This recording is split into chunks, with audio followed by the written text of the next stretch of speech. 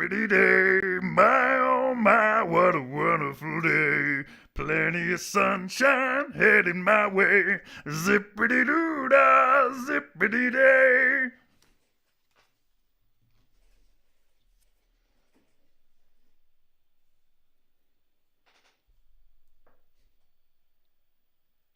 Hi, my name's Bob Greenyer, and I'm a volunteer with the Martin Fleischman Memorial Project.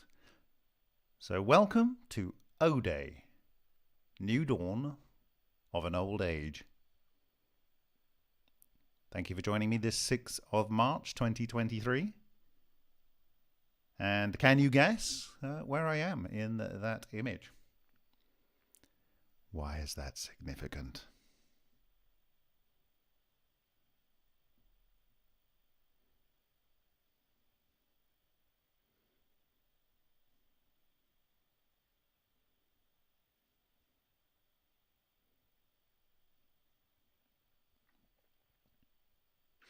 Yes, Alex de Castello. Yes, I'm in the pyramid. I'm in the gallery, the Grand Gallery. Not in the King's Chamber. No, that's a short distance away. Where specifically am I?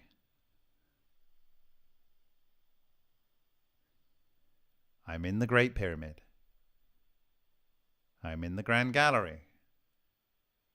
Where specifically am I?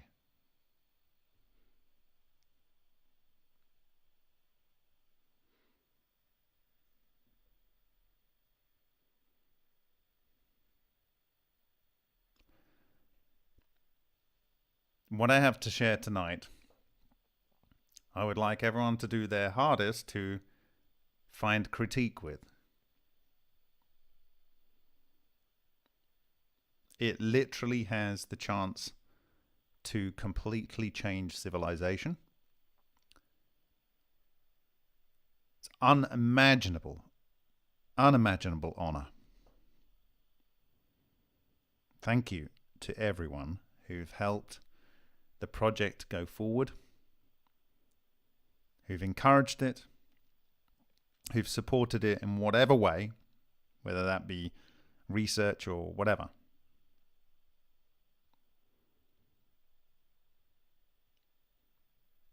Egypt will have a choice. Do they want to lead the world? Or do they want to think they've got an old tomb?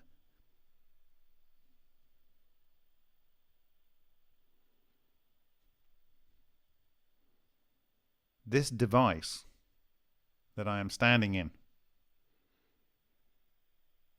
has already provided previous generations of humans with unimaginable power.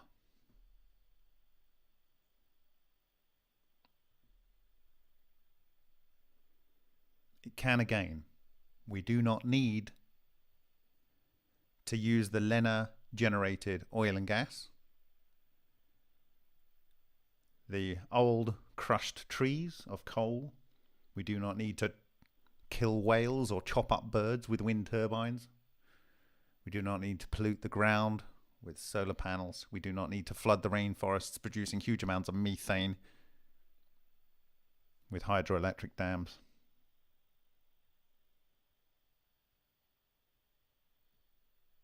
Yes, D2105K. Power is flowing through me there.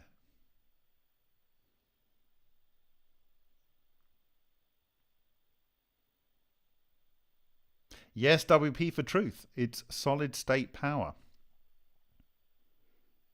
I think it will be incredibly obvious how this works. And actually, the full picture didn't even become clear to me until the day after I actually trailered that I was going to state this.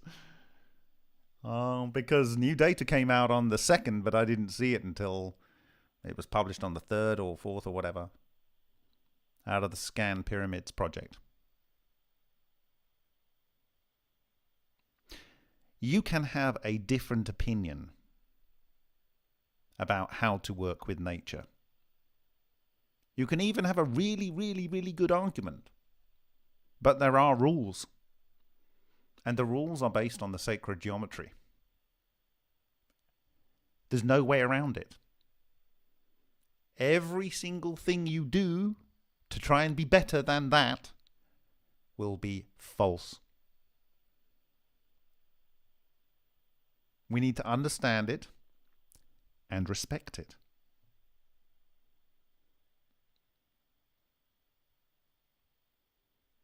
So I'm going to wait until a few more people have come in the room. I'm going to pull up a couple of things that I want to talk about. I think the first thing is to bring up something which is in relation to what we've just been talking about. And that is, we were just talking about the monopole, weren't we? And that, I believe, I may be wrong, but I believe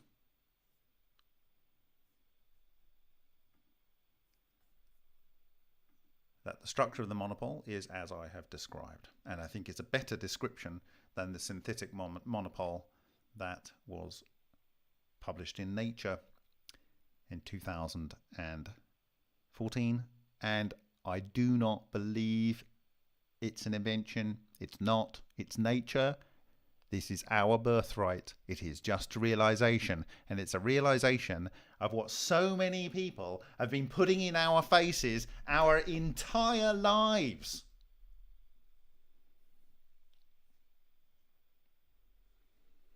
This structure, in my view, is this structure. And I think you'll know that implicitly by the end of the day. But you may have seen this before. I think it's Michael Tellingham. I don't know. But he claims that in South Africa, on a very hard piece of stone that would take hundreds of thousands of years to weather to the condition that it's in, there is a petroglyph, a small one. And it looks like this.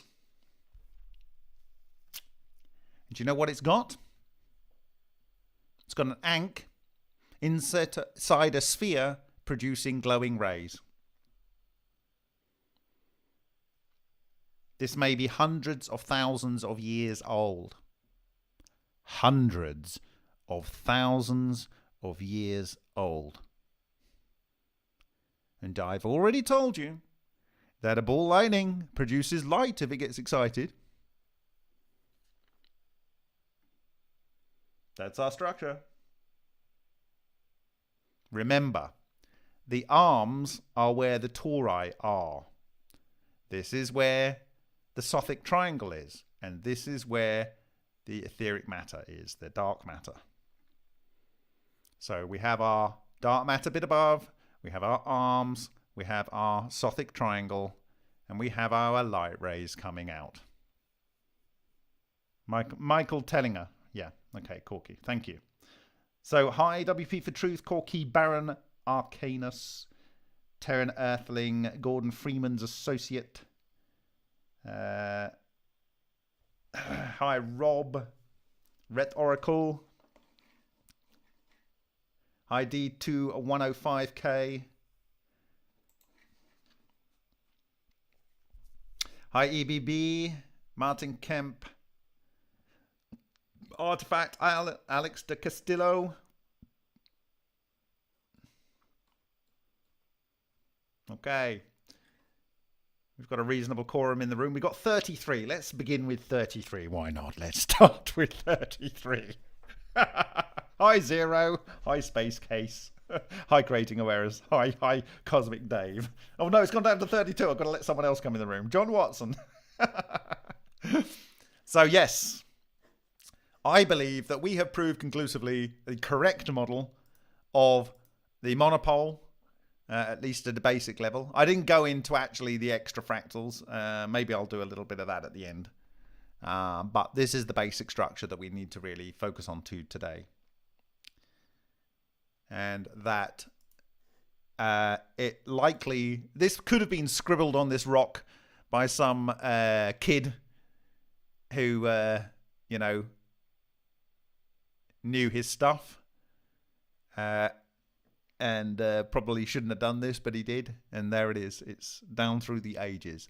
Long, long, long, long, long, long before the First Dynasty. And it is the same thing. Okay? The sacred geometry. Yes, we're back to 33. Right, I think we can start again.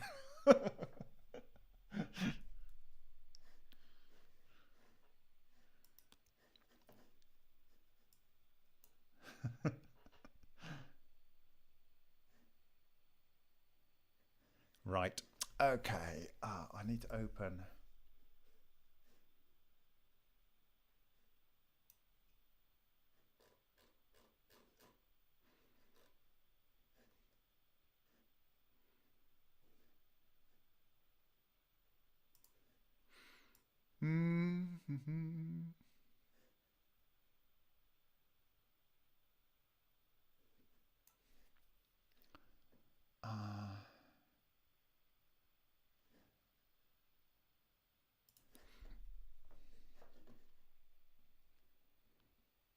Now, I am concerned that there has been an orchestrated burning of the books, as it were.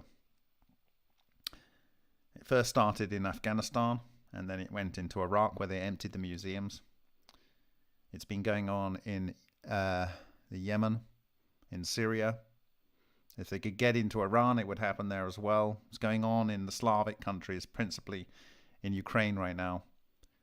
But whilst everyone was sleeping through the sniffles, more of this was going on in one of the countries that had some of the best artifacts. And it's shocking.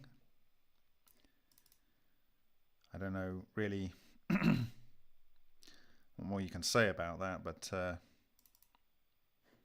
very, very, very shocking what has been going on.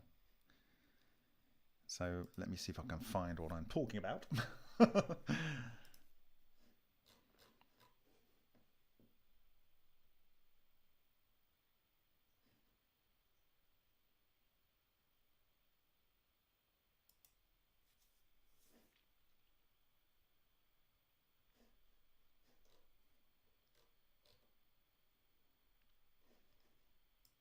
So I'm talking about a place in Armenia. And the pyramidal structure or triangular structure that I believe that was in my dreams and that I drew so many times may have been this, which I drew throughout my childhood. And this is in Armenia, and I found this for the first time last night. Okay. Actually a different angle shot of this.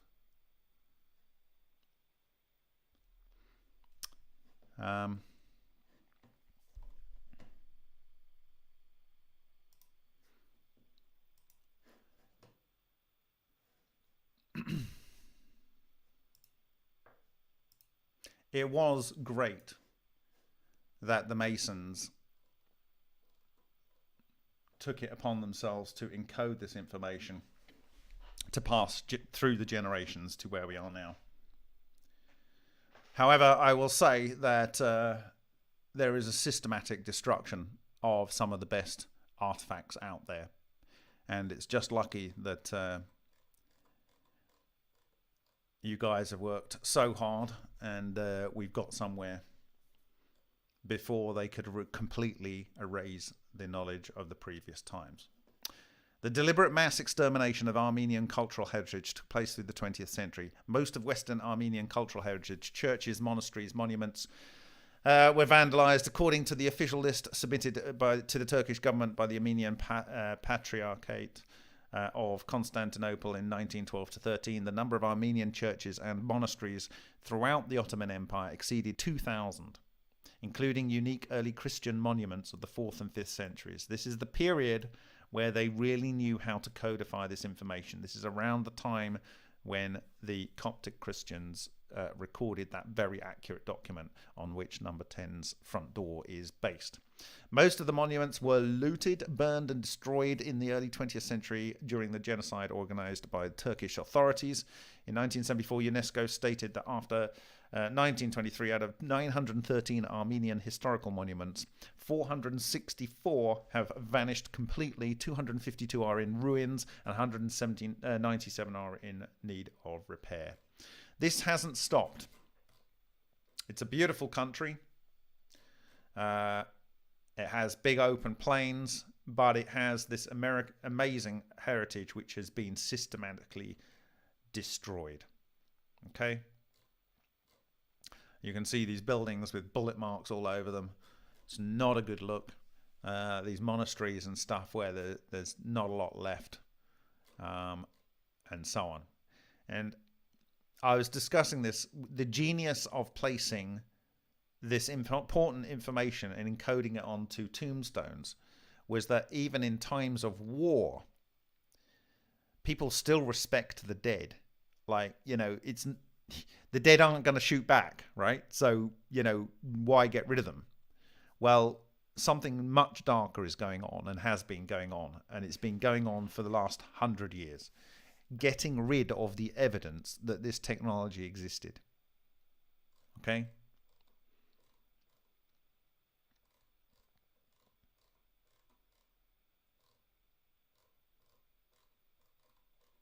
Now, it doesn't matter whether you believe in Christianity. You know, this is very Celtic what you've going on here. You've got these alternating vortices. We've seen this on the copper oxide and zinc oxide on the Vega Valley Eastern Plateau. You've got your disruption zone down here. You've got your knots and so on. You've got your fleur-de-lis at the edge. Look at these beautiful pieces of work. Just spectacular. Some of the highest class art of this type. You got your vortices with your tail. It's just amazing. And if you actually look at a lot of this stuff, it's been happening in 2019 and 2020. And it's so shocking what they've done. And so, you know, this is somewhere in 2020, explosion there. They've had to take these things off social media half the time. You know, you've got your grapes hanging off the top here. Here they're showing places where monuments were and where they've been destroyed. You know, you've got this fantastic structure here, destroyed. But where it gets really, really sick is where you see these historical cemeteries. Right, so you've got the historical cemetery, and they've literally gone in and just destroyed the cemetery. Why? I believe it's because that shows the culture, and the culture, they've been passing this knowledge down. There's the whole cemetery there, destroyed. Okay? Another cultural site, destroyed. So,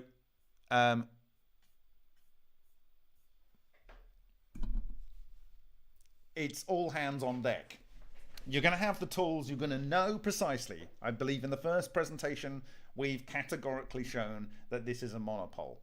How it acts, why it acts in a certain way, and the things that it can do. It can literally turn matter and make it disappear. It can make lighter elements. It can make heavier elements. That's dematerialization and transmaterialization. And I believe that it can also synthesize matter from the ether as well. This is the God's toolbox. Okay.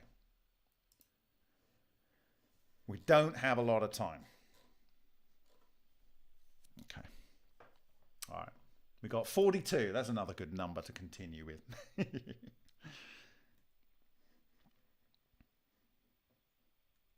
It's going to be a shorter presentation, this one, but probably more significant.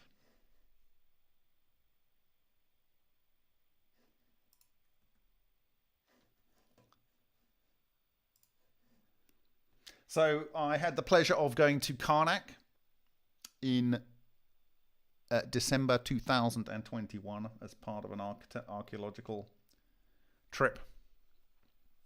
And of course, other people are looking at certain things and I'm looking at other certain things.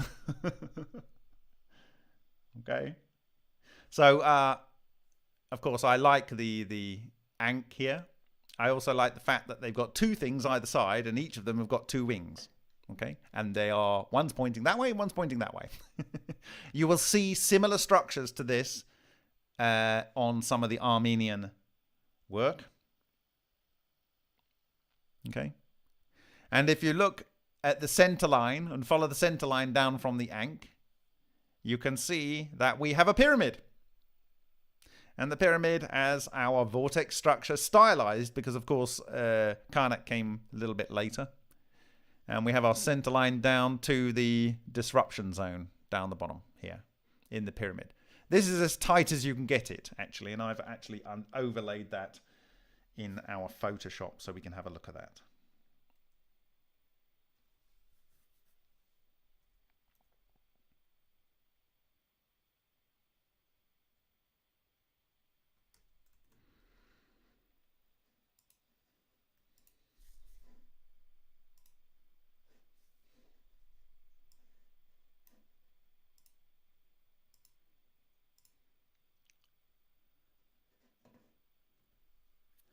So here's our Karnak ankh. Okay.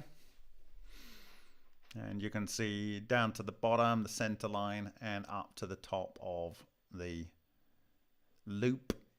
Okay. And all of that is contained within the circle, the overall circle structure. Okay. I might model the zone, which will be like it's not like a sphere, it's like a pointy sphere. Okay. And directly below that was this. And so you can see that the very top of the pyramid comes to the top of the structure here, as it does here, as it will do on the overall circle. And down to the bottom, this structure comes down to the bottom line here. And the center line, the chiro, the chiro, the chiro, Christ center.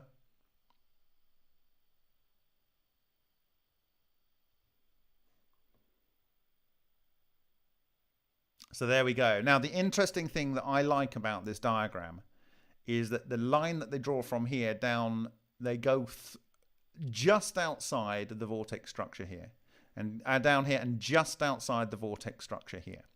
And this is the main, where the main action occurs. Okay. The D4D is in the white area, and the Christ center is in the white area there. Okay. And we saw on the, remember what I said, the solenoid aligned north-south solenoid structure aligned the, what I call the cauliflower in the Lion reactor. Okay. So that is that.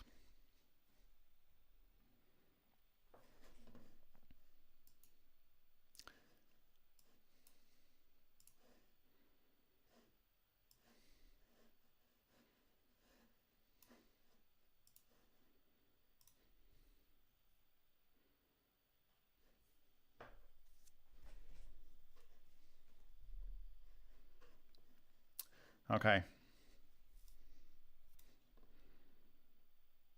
It'll go quite quickly now.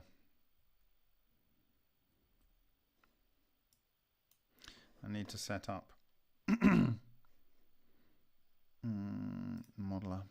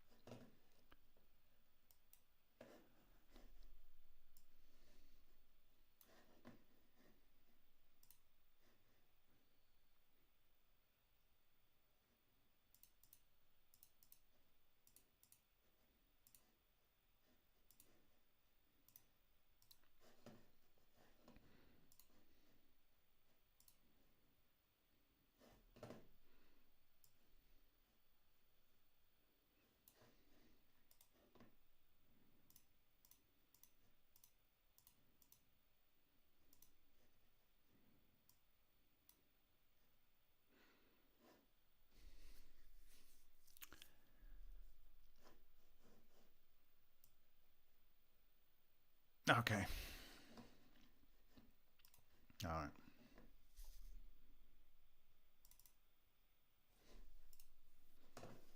You ready?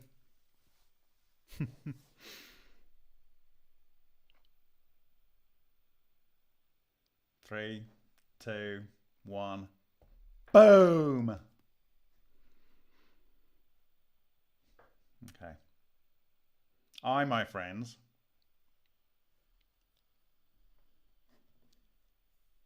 we're standing here at the Chiro, the Chiro. Chi being the life force, and rho being the torsional flow of that life force. This is the Wikipedia image of the pyramid. I don't know if it's accurate, but it looks like it pretty much is. Okay, right. Now, what I've done is I've aligned the center line of the Vesica Pisces with the center line of the pyramid. Okay. And I have aligned the Chiro with the flat line of the King's Chamber, so-called King's Chamber. King's Chamber. Oh, you gotta laugh. Right? Anyway. Yeah, King's Chamber. And you can see actually the Queen's Chamber is slightly offset. I think that's not by coincidence. And that this is even more offset. And remember what I said. Remember what I said. In so many actual experimental examples, I've shown you the n-level Tor's disruption field comes in probably as a hyperboloid spiral. And so it's likely to be over there, not where the center is. The center becomes more relevant when you come to the n-1 Tors. Okay. All right. So this is what it looks with our cone. Okay. So it would be off center here. Okay.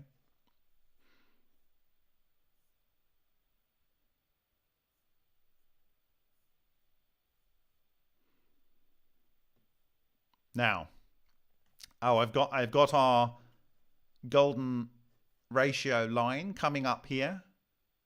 And when you center it like this, you literally cannot make this up. The main disruption zone is exactly and precisely bottoms out on the bottom of the Grand Gallery. Now, actually, to be fair, there's a little groove in the Grand Gallery here. And so the sides are a little bit higher than the inside edge. Okay, so there's still some flux going underneath there. Okay. The sphere itself has a little gap here. Okay. The line here, which I will show you in close-ups, is a couple of lines down, and it's dead in the center. You'll see this later. Okay.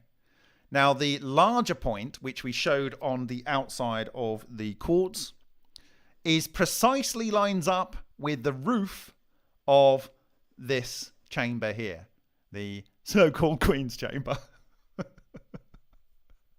Right? Over here, the outside side of this includes the so-called sarcophagi, right? And I do realize that if certain people can't go to Cairo because they don't agree with one particular Egyptologist's view, I'm probably not going to be able to go back to Egypt again, but so be it. The Egyptians themselves have got to ask, do they want to have the most advanced technology on Earth by slightly fixing what they already have? Or do they want to think, oh, it's just a tomb? Okay. All right. Now, this is the vesica Pisces, okay, in the center there. And you will note that the entire King's Chamber and the vaults above are within the vesica Pisces. You will note that the entire so-called Queen's Chamber is in the vesica Pisces. But this isn't. This isn't, but this is in the disruption zone. Okay?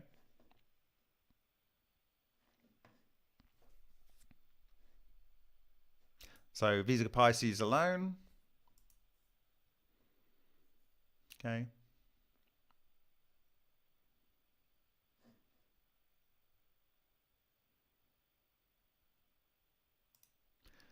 And look at this.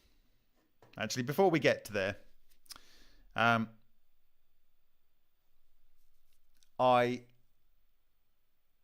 want to remind you that in the fractal toroidal presentation,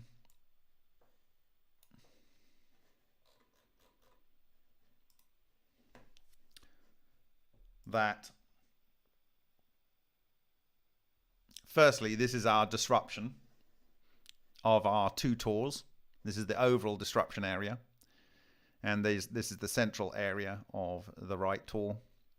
This is the disruption zone down the bottom. And this is the diamond sheet in this circular area here. And as I'm saying, in this zone here, this is intense enough with the Amasa gas, which is HHO, a plasma from HHO. That means you have ionized charges, so you can lead to charge separation going on there. It's disintegrating. This is strontium. There's no strontium in the material. I think it's strontium.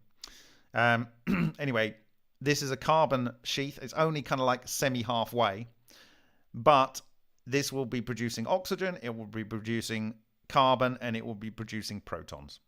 Okay? Whatever you give it. You could give it nail clippings, you could give it whatever. Conductive material will probably be better, but I don't think that's necessary. Whatever. Now, in this experiment with Henk Uren, we had one of our structures here. You can see this structure here and this same structure over here, okay? And probably the disruption zone down here. But what this did was it actually put things into a wormhole, just as Matsumoto had shown. And then, if I show you the diagram, it goes into the wormhole at the center, and then it goes through something that is basically 0 dimension, the Planck's length, right? 10 to the minus 33 or whatever it is. And then it starts to spread out into a vortex and then deposits elements. Okay, so it goes through a wormhole. But it does disrupt the matter here. There is a little bit of disruption. Then it comes through and then it starts to splay out, and it actually knocks this material out. Okay, you can see here. So again, this is probably 2 structures here, and we got 2 structures here, and they're at an angle. Okay, we're going to see this all over. Okay, this is what I call the breaker, and the right side tor in the pyramid is the breaker. The left side tor is the maker, and it goes through the pyramid in a wormhole. Again, see it here? You can see the subtors here, the subtors here, producing the overall moment and the flux that goes through, like so, and comes through a wormhole and punches a hole through here. Okay. In this case, it's coming from one side round to the other side. This is the same structure as the monopole. I've talked about it before. And on the right side, the substructures of the substructures end up doing some transmutation later. This is the material breaking apart and going around and being made. Okay.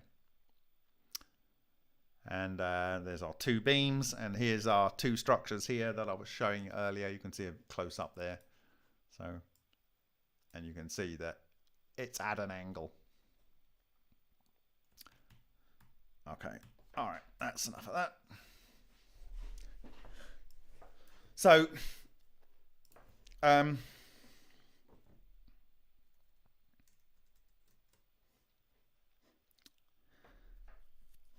zooming in, we have our subtor here. So this is our N-2 tor. And you can see the disruption zone on here. And the fact that it's directly in the center. And the overall Sothic triangle base spans between, counting from the top, the third line down and the fifth line down. The inside of the tor is between the top and the bottom. Between the top line of the Grand Gallery corbelled walls and the first line. This one is slightly above. It's slightly above, and that is very, very important. Very important indeed. Okay. It's not guesswork. This is unimaginably precisely produced. Okay. Okay. So you can see maybe with a little bit more detail there. This is 90 degrees to the rising angle. Okay. That goes through our subtor. In fact, it's possible that the subtor one will be slightly offset there and slightly offset there, but it's fairly immaterial. But the level of precision in this is beyond all imagining. This is precisely the technology. It's like whoever built this knew exactly where everything had to go. Okay. All right. So this is your wheel. This is a wheel that's within a wheel, and that wheel is within a wheel. A wheel within a wheel within a wheel. Okay? A wheel within a wheel within a wheel. Are we getting it yet? A wheel within a wheel within a wheel. Right? Okay. Now, when I was standing there at the Chiro Center, Christ Center, I thought to myself, there's something weird going on with the roof and the walls. What's going on there? Now, I took a video. I didn't think too much of it. But when I was trying to look at the arrangement here, I went to look at, see if anyone else had noticed anything. And so I came across this paper called Examining the Grand Gallery of the Pyramids of Khufu and Its Features. And so there is our Grand Gallery and its features, blah, blah, blah. And in here, it's discussing the fact that there are 3 large granite blocks at the bottom. And in true Egyptologist speculation, and they are here down here, they speculate that these granite blocks, which they had to overcome with, this is where you go in on the tourist site. I went down this tunnel here, and you climb over these granite blocks and you come up here. So these granite blocks are supposedly there. They put 3 of them in. 1 wasn't good enough. 2 wasn't good enough. They had to put 3, and they get increasingly big, right? For some reason, they put these in here. And the reason they put these in here was, when they buried the person that was never buried there, they decided to block him in, right? And even though they were still there, the person wasn't there. But anyway, it doesn't matter. Okay. All right. That's a reason. Bless them. Okay. All right. So they put some granite blocks there. So that document really is about the granite blocks. But I was looking through the granite blocks, and there was a reason I was looking for granite. And I thought, hold on a minute. Hold on a cotton picking minute. What's this grey line here? What is this grey line here? And I thought, That looks like the weird thing that I saw and I took a video of. Anyway, so I'm going to get that for you.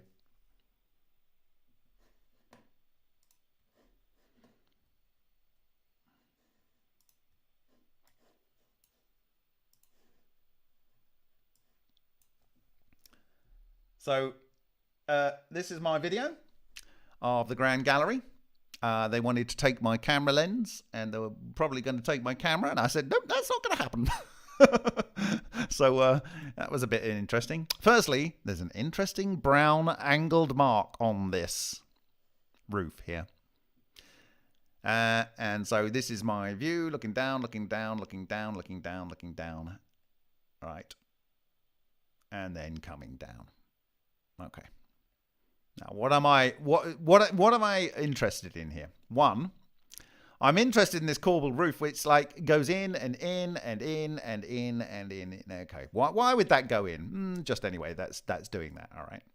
Then secondly, on the roof, I notice this curved section with segments in it, and a slight bit outside that. But then the rest of the roof was all kind of clean, and I thought, well, you know, if they cleaned it, why do they clean it from here all the way up to here and then clean it differently here? Or if they didn't clean it, then why is this affected differently to all this down here? And then if you go back, there's kind of like a curve going that way and there's a curve going this way. It's a curve going that way and a curve going this way. Okay, fine. All right.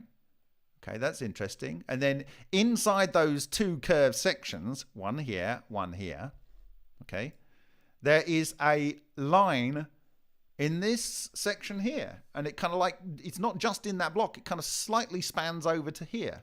Anyway, that wasn't the most interesting thing. The most interesting thing to me was, why did they cut a slot in here? And it kind of goes down, and the slot goes down, and the slot goes down, and the slot goes down, except looks like someone smashed this lot out. Why would they have done that? Why would they have... This looks like it's been hacked out in a hurry. Like really, really in a hurry. Smash this out, Why? Well, if I'd slotted something in here, between here and on the other side, because they like to do everything in mirrors over there, and in a lot of these ancient structures, it goes all the way down. So is that slot the thing that is being shown here, this grey line here? And what's the point? What is the point of that grey line? Okay.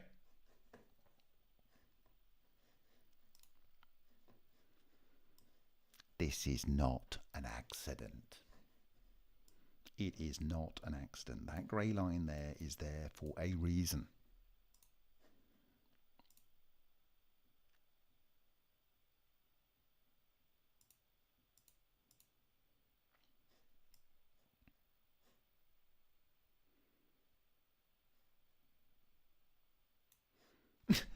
Where are we? Okay. Not that one. I don't need that anymore.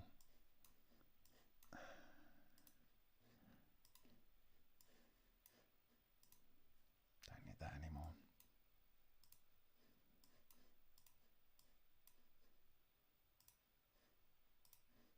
Okay.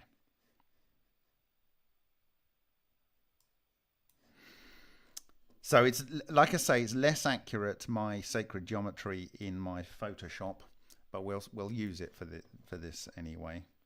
Oh, I don't know whether I have it. Did I take it out? Oh, I might have taken it. Oh no, there it is. There we go.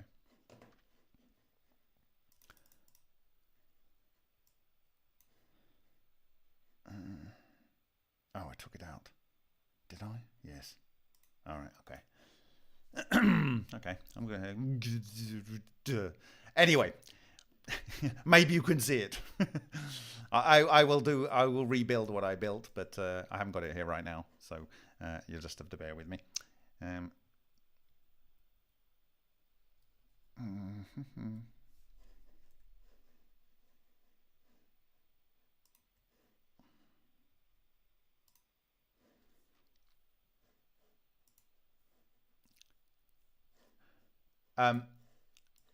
Here, in this shot, maybe you can see it. If you go for 1, 2, 3, 4, So 1, 2, 3, 4. Where is it? 1, 2, 3, 4, 5. Okay, 1, 2, 3, 4, 5. Okay, it's not. It would do. His diagram's not quite right. I'm going to have to overlay this, but it's essentially this grey line here. It's better if I count it up from the bottom. You got the one large one and one large one, 2, 2, and then 3. Okay, 3. Okay. This grey line here where the slot is essentially exactly where the outside of this structure is here. So the grey line comes down here. Okay. I believe that is absolutely critical to the way this solid state device works. Okay. So the inside doesn't contact here, but it does because we know that this goes round in a phi ratio. So by the time it gets to here, this is actually further up. Okay. So there is a grey slot in which I believe something was slotted. Okay. And this torus actually would be closer to this edge here. And I believe that the curve here on the video is this curve here. Okay. That curve is the,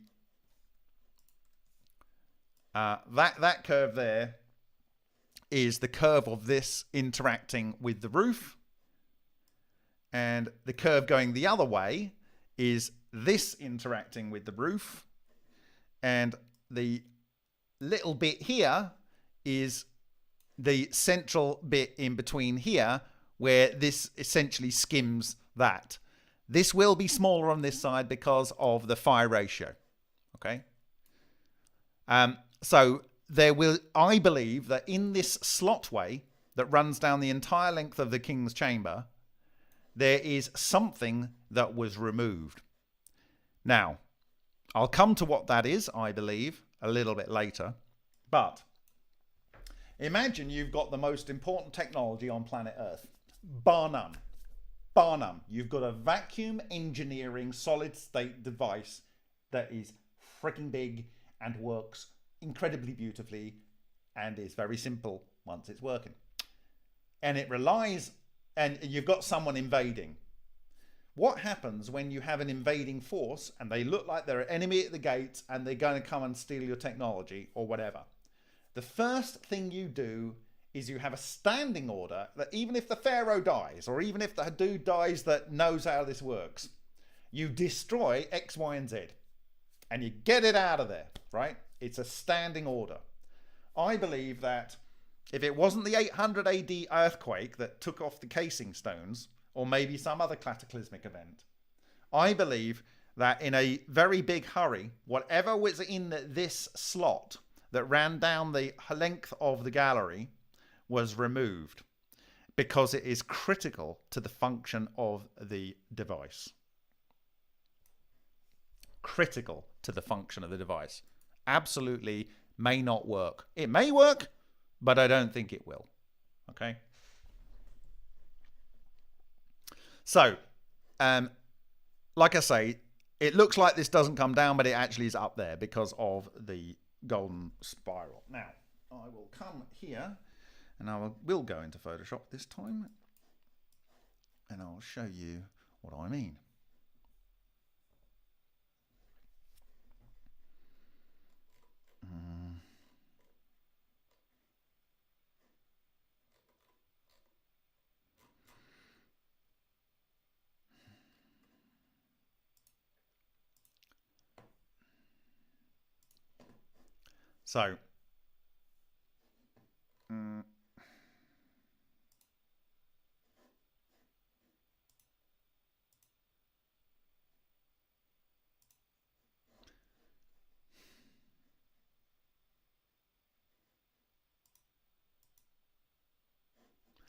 So, as I said before, here's our line, and our grey line would be about here. And you can see that the slot line where the grey line would be would not interact with the other side of the n-1 tour. Okay. Now, the other interesting thing is that as you go down the phi ratio in the rotation around, okay, into the vortex, into the core, you would also reduce in size per rotation. And that is exactly what you see in the corbelled roof. It reduces in size. It goes up and it compresses in. Okay? That is what you are seeing as it's coming into the center of this structure. Okay?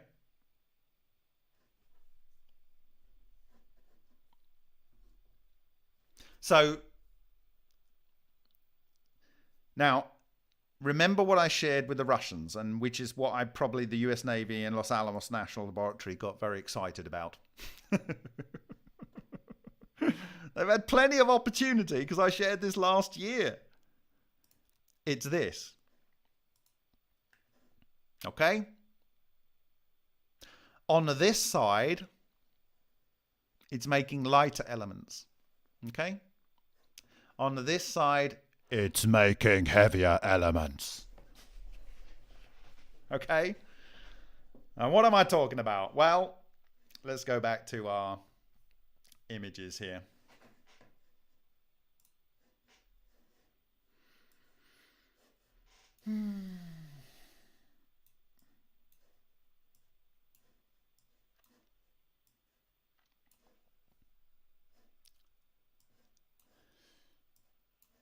What I believe is happening is you put water in here. Water goes down the descending passageway all the way down into here, where, because this is the N Tor, not the N-1 or the N-2, it is the N Tor, and it is just a 2 subtor structure or 2 subtor fractal structure. The disruption spiral will be offset. It will be offset.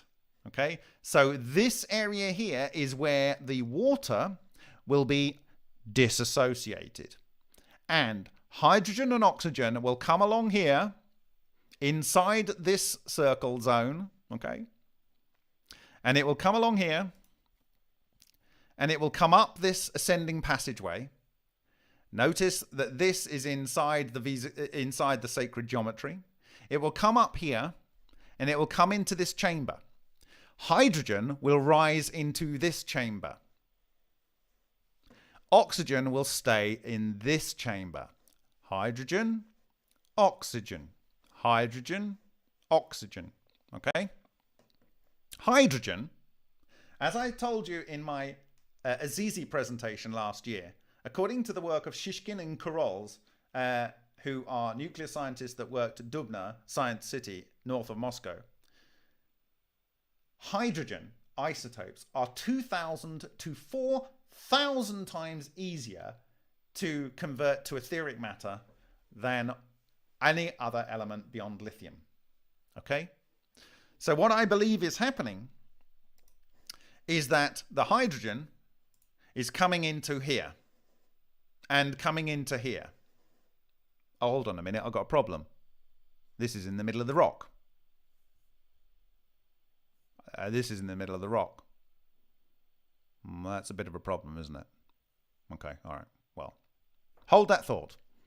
Hydrogen come up here, and then I was thinking, I wonder if this granite is radioactive. Because you only need 5 electron volts to make etheric matter out of hydrogen, according to Shishkin and Korols. But I've done the work. I can share the papers. It's not necessary to go into it right now. But they say that the radioactivity in the chamber is not above what it needs to be. Sorry, it's not above background. Okay? So I've looked at the different granites that are available out of Aswan or whatever, the various quarries. There are significantly highly radioactive granites that are available in Egypt. But they're not the ones here.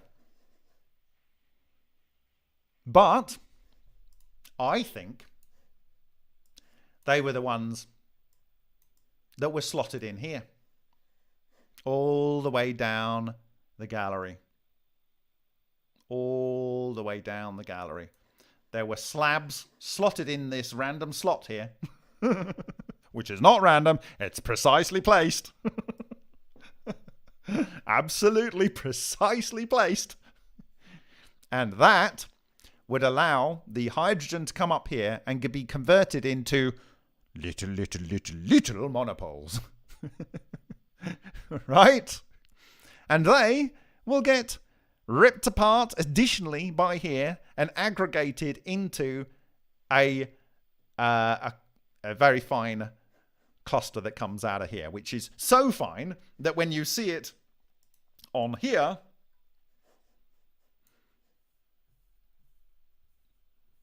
oh look, there's a spiral there. Isn't that interesting? Oh, the spiral has a ratio of 10 qubits by 20 qubits. And if you look at the center bit there, rotate it through 90 degrees, it's also got a ratio of 10 qubits by 20 qubits. Or rather, in this case, it's 4 by 8, and this is 2 by 4. Well, isn't that interesting? If you had a yin-yang, the smallest yin-yang you could have is 2 units Planck lengths, isn't it? It had to be 2. And if you had 2 coming in, you'd have to have a square of 4. And wouldn't that make an auspicious symbol in the middle there, wouldn't it? It would make an auspicious symbol in the middle. Well, that's all very interesting, all very interesting. And as you come out, you'll see that the spiral, that's interesting. It interacts with the vortex points on here. Well, there we go. Isn't that a thing of beauty? But when it's pulling the material in, our ionized hydrogen, which are now in the toroidal moment dark matter clusters, the true charge separation, and it gets into the center point here of its own Sothic cone. At this center point, it gets compressed to basically the Planck's distance. And that goes down into the overall vortex, okay? If you had a lot of them, it would go round in a loop, okay? So depressurization here, instantaneous pressurization here and there. Depressurization here, so on, okay? So what we have is here, it goes into the offset hyperboloid spiral section or spiral section. It's definitely offset. We've proved this over years, okay? And it works on every scale. And so that is very, very, very, very, very precisely placed, okay? Then it comes up here as hydrogen and oxygen. The oxygen stays down low. The hydrogen goes through any gaps. You can't stop it. It's hydrogen, okay? It comes in here. We have our line of radioactive granite. Almost every decay in radioactive granite is well above 5 electron volts. So it has no problem properly charge separating it. Just like as the uranium, because basically the granite has uranium and thorium in it. Okay? And uranite that was used by John Hutchison has, well, it has uranium in it, okay, and thorium. So if you just take I think the transition to lead 208, it's like 4 point something million electron volts, a beta particle or something. So thallium 208 to lead 208, something like that. So there's a lot of properly charged separated dark matter clusters in here that then get forced into here and go round in a loop. Okay, and then that will go down into a vortex that goes into the center here that will then go through a wormhole and pop out over here. Okay, now why is that important? Oh, hold on a minute. We've still got this problem over here, haven't we? We've still got this problem over here. We'll come back to that. Over here, what happens on this side? Well, I think we're going to find out. What we found out with is here, over here, it was aluminium minus oxygen gave us boron. It's making it lighter. But if you're already starting with either hydrogen or you're starting with separated hydrogen, well, you're just going to end up with etheric matter. Anything smaller than that's going to be basically etheric matter, right? We've already shown we can do it in a very simple Vega experiment, okay? So it comes round through the material. Now, the material is limestone. Why is that important? I chose limestone for trying to fix the Fukushima nuclear wastewater because it's mostly isotopes that are non-spin. Spin isotopes have a problem with this thing that interacts with spin, okay? But it's non-spin. In fact, out of calcium, carbon, and oxygen, of all of the isotopes, only 0.24% of all of the atoms, 0.24 of 1% of all of the atoms, you can go and check my math, maybe I'm wrong, but I think it is that, is spin nuclei. So, and basically, carbon doesn't want to be anything else. Tesla proved that, we've proved that. Oxygen doesn't want to be anything else. It's already very happy. It's a bunch of alpha particles. And most of calcium is calcium-40. It doesn't want to be anything else. The material passes through it. Not interested at all. Okay? Not interested at all. And it comes out of here, and it goes past this zone here, and it comes out, and what we see here is calcium. And what is calcium in this instance? It is aluminium plus oxygen. Okay? However, we also saw silver here. Okay? And I believe that as you come up here, you will see something heavier here. And where is this zone? Where could it be?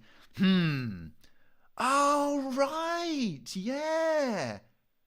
The zone here is where the sarcophagus is. Interesting. Bless. This is such a precise technology. I believe that what would come in here, given the fact that we synthesized in one of these structures in the experiment by Suhas Ralkar, when we looked at some of the blobs at Maastricht University, we saw, I think it was platinum and gold, definitely gold. And so I would imagine that something in here was creating a heavy element. And you know, some people say that Egypt really didn't have a lot of gold, and how was it able to do so much with gold, and where did the gold come from? You know? And you can imagine that people think, well, they got this pyramid and they keep pulling gold out of it. Let's build pyramids because maybe they just make gold, and that's how they're made. So there might be a lot of fake pyramids in the world where people are like trying to copy something but didn't really know how it worked. Okay? Quite likely, actually. I've seen that happen in the field of Lena, right? So this is not guesswork. This is so incredibly precise engine. It's unimaginable the level of precision that's gone into this. And you know what? You need to be 5 years old to replicate an ultra experiment. 5 years old. That's it. Maybe 3, but maybe you won't get everything out of it. Okay? And you will know that the pyramids will be doing this. But I'm not finished. I'm not even close to being finished because it gets much, much more amazing. Okay?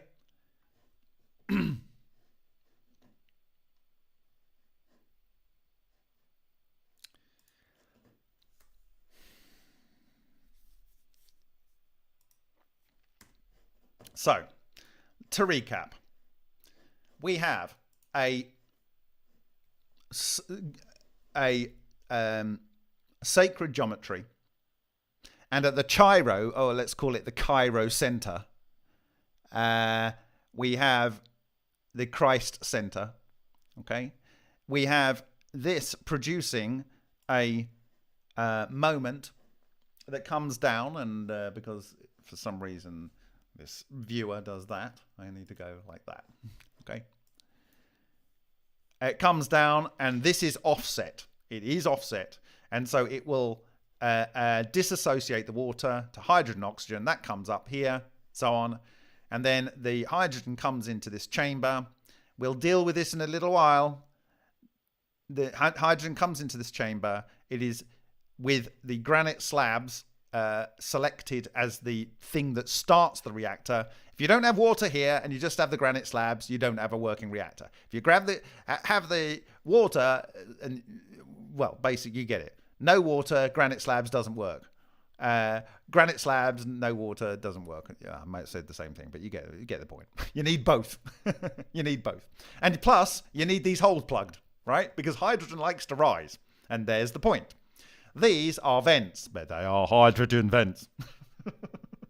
They're hydrogen vents, right? You've got one over here and you've got one over here, right?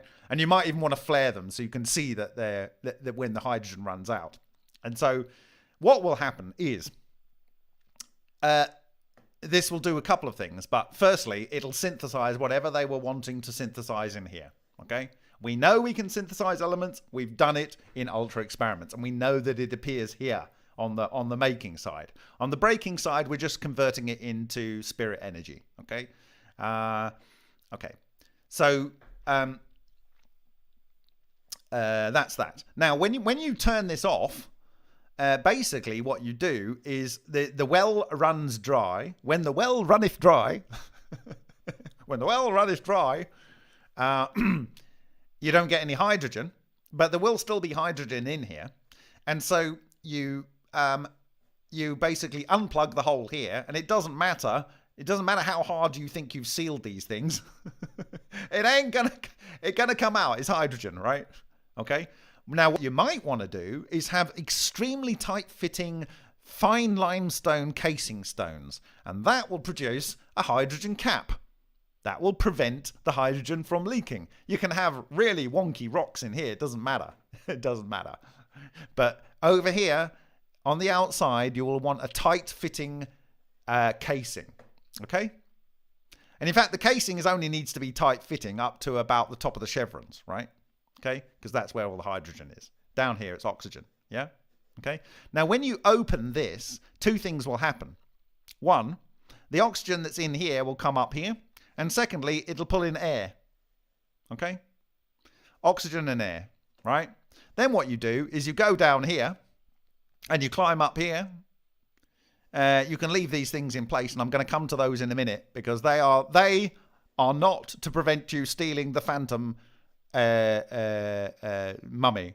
The phantom mummy is not being prevented to be stealing there because it's a phantom mummy. Okay?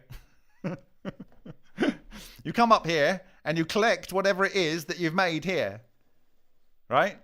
You collect it. And you know when it's safe for a number of reasons, and I'll come to that in a minute, okay? So,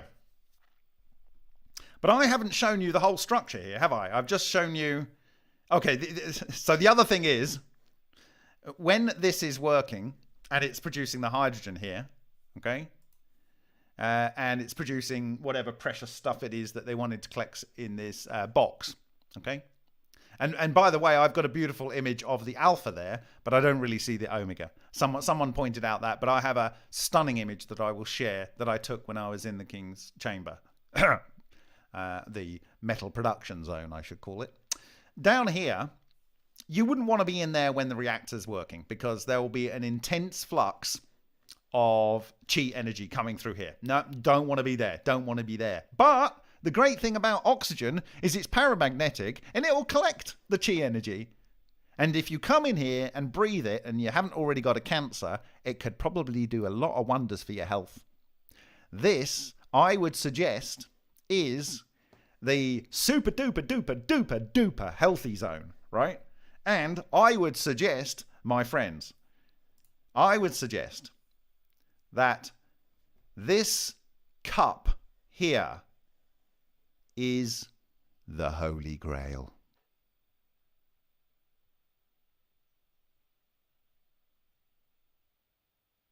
And you would come into the Holy Grail and you would be healed here with the oxygen, which is super duper duper full of chi energy.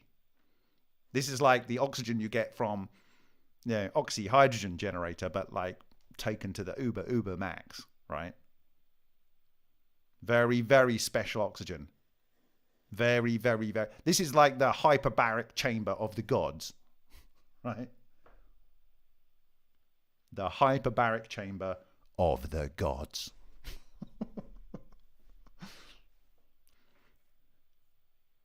Okay? Right. So So we've done the we've done the element synthesis. We've done the basic functioning of how the reactor works. Now there's a couple of aspects, safety aspects which are built in, and one thing that you would observe when it's running, and one thing that you would need to have in place for you to know that it is not going to cause you a problem. Right? Okay. So I'm going to, which one am I going to do first? I'm going to do that. Right. There is a thing called the Scan Pyramids project, and I was talking about that earlier. And they have taken muon detectors, looking at these high energy protons that hit the upper atmosphere, produce a muon stream, and they can detect what is going on. And I don't want that one, do I? Or do I? That's okay. No, okay, we'll do that. No, we don't want that. We want this one. Give me a sec.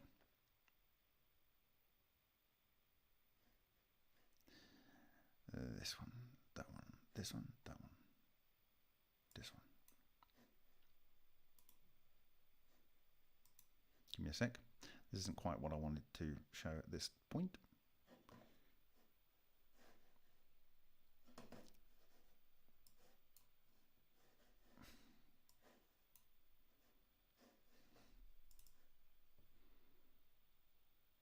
Okay, that'll do. That'll do. Right. So we will go to the Scan Pyramids project, which is where? There we go. Pull this up here.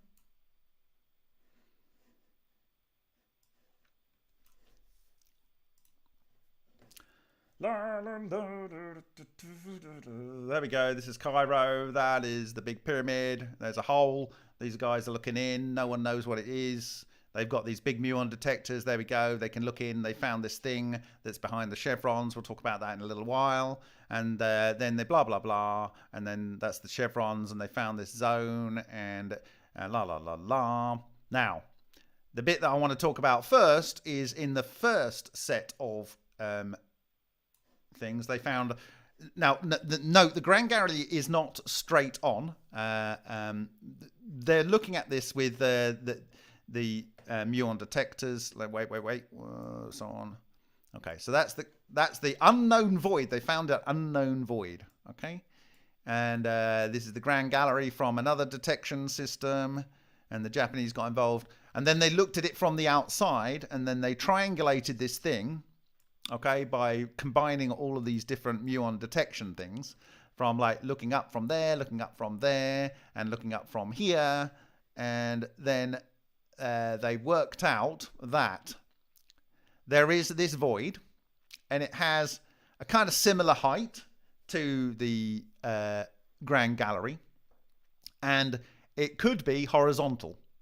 So the Grand Gallery is 47 meters long and 8 meters high, and a volume of 600 meters cubed. This one is not 47, but 30 meters long. Okay. Now it could be up here, and it could be all the way down there. So it could be 20 meters lower, right? Now it cannot, and it could be horizontal, and it could be at an angle either that way or the other way, like that. Okay. Right. The reason they don't know is because they're scanning from here, and the cross-sectional volumes, they can only say that it's between here and here, and because you're looking up through here, there's a bit up here and a bit up, so they don't quite know where it is. I think I know where it is. I think I'm going to show you where it is. I think that the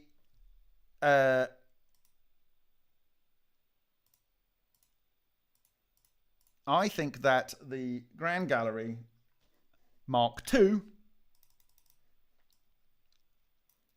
okay? I think the Grand Gallery Mark II is my friends, is not there. It is there. Why? Because it needs to be able to allow the hydrogen to come up the hole here or leak through the rocks and to be ionized, possibly with radioactive granite that's still there. But because they're mostly alpha particles, they're never going to get through this rock. Okay? And this will allow for hydrogen to come in this side and balance this tour out. So this was released in 2017, in the same year that I was in doing my first ball lightning work and working with Suhas Ralkar. Okay? I was not aware of this until I was going, this doesn't really work, this theory, unless there's a chamber above. It's got to be a chamber above, right? And so I started looking for, is there a chamber above? And I don't know, sometime this week, and I go, there's a chamber above. And they don't know whether it's at this height, or whether it goes down, or whether it's higher, or whatever. But I think it's going to be here. And why do I think it's where I've just put it there? Is because this is definitely in this line, which is perfect, because it's inside this circle. Okay? It needs to be inside this circle. Remember, from the lion outside crust, there is some effect here, almost all of the effects here, but the main action occurs in here, right? So you have to to maximize the benefit, you would have to be here, right? And it wants to go at least as far as here on the main action, because most of this will be sucked into here, okay? So I believe that the gallery is there. So therefore, we've completed it in terms of that part of the functioning of how this works. However, there's a couple of other points, and this will literally blow your mind. Look into the hole. No. Where am I? No, not that one. Oh, I'm losing it now. Okay. So back to our pyramid. Not that one.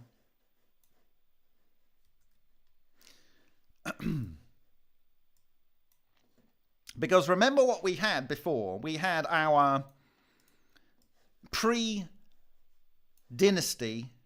Ankh in a glowing sphere. And we had derived that the sphere, and bearing in mind that we know above here we've got the Ankh part, right? And we know that this sphere can glow, okay? We know that we should have this sphere around it. So let's put the sphere on the structure. Boom! Why did I do a boom?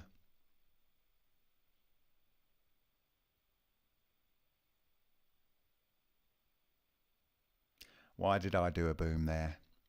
I'll tell you why. Look at this, my friends.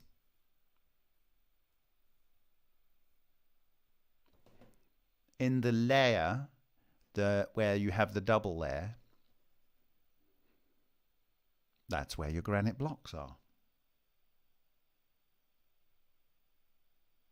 That's where your granite blocks are. This series of granite blocks was absolutely not, in my opinion, and I can see a famous Egyptologist going absolutely nuts right now. It's nothing to do with the phantom body that wasn't there. It's absolutely to do with safety. And it's showing that they precisely knew where the structure would come to. So, you could come down here, blah, blah, blah, relatively safely. But you wouldn't want to climb up here. Why? Because if you climb up here, you'd end up getting into this zone. Now, the area in which all matter is mostly affected is within inside the volume of the pyramid. Okay? It's within inside the volume of the pyramid. This is not within inside the volume of the pyramid. Neither is this. And what will happen, in my view, is that when the pyramid is really going for it, this, my friends, will emit light. It'll emit light in one of the same ways that ball lightning emits light. It will be a cold, ionizing, radiation-based light. This is precise. Anyone can do this. You've got the geometry. It's very, very simple. Okay? This circle precisely hits here. This circle precisely hits here. This area where heavy stuff is made, if you do a 5-year-old learn and run it in 20 minutes experiment, is where the so-called sarcophagus is. This is where oxygen would be, in the center line of the chi flux. This is where you disrupt your water, and it comes up this channel. It needs to come up this channel because the whole thing needs to be inside this circle. Okay? You see what happened? This, where the oxygen comes up, this whole configuration is inside this circle. It wouldn't work. It wouldn't work if it came up here. It wouldn't work. They had to make this so-called escape channel. They had to make it because that's where the hydrogen goes, inside the reactor. Okay? This is not where the hydrogen goes. They have so precisely engineered this with sacred geometry that you cannot possibly not understand this. This dogleg around here 100% proves that this is nothing other than protection here and access for the water go down. Now, the thing is, when this starts being incoherent, it will stop emitting ball lightning like light. And then, if you want to keep the reactor running, what you do is you pour more water in. And it comes down here, starts running, this becomes coherent again, starts emitting light. You know, it's when the bulb goes off, then it needs more water. And you know how much water you've put in here, so you will know when you put a certain amount of water, what amount of element would have been made here, whatever the element is that you desired to be made here, which is probably gold. It's probably gold. Okay? So this is kind of like the light bulb gone out, need more water, right? When this has gone out, you need some way of knowing that it's just not gone out and it's safe, because you can't come and look here. You can't come and look here, right? You can't come down here and look. Okay? So what then? What? What is going on here? How would you know? So for instance, you do not know if firstly, you don't want to climb up this very smooth surface at this angle, because you're going to slide down and die, right? You want to be able to come in somewhere here and have a look, okay? Now, this could be very unpleasant. It's so unpleasant, they put 3 very, very large, heavy granite blocks in the way, right? You don't want to be inside this zone when it's active, okay? So, we're not going to be climbing up here. Even when the light bulb goes out, when our ball lightning, because this is what it is, this is the sphere that glows in ball lightning. This is the perimeter sphere that glows in ball lightning. We don't want to come up here and find out that if we stick our finger in here, it turns to etheric matter, right? Do we? Not at all, right? I mean, you could probably throw a rock up and it'll bounce off or disappear maybe. But in case it just messes with your DNA, which is more likely, you want a different way to find out what's going on. Well, I think on the 2nd and on the day ago, they published what it was. And I'm going to get it up for you now.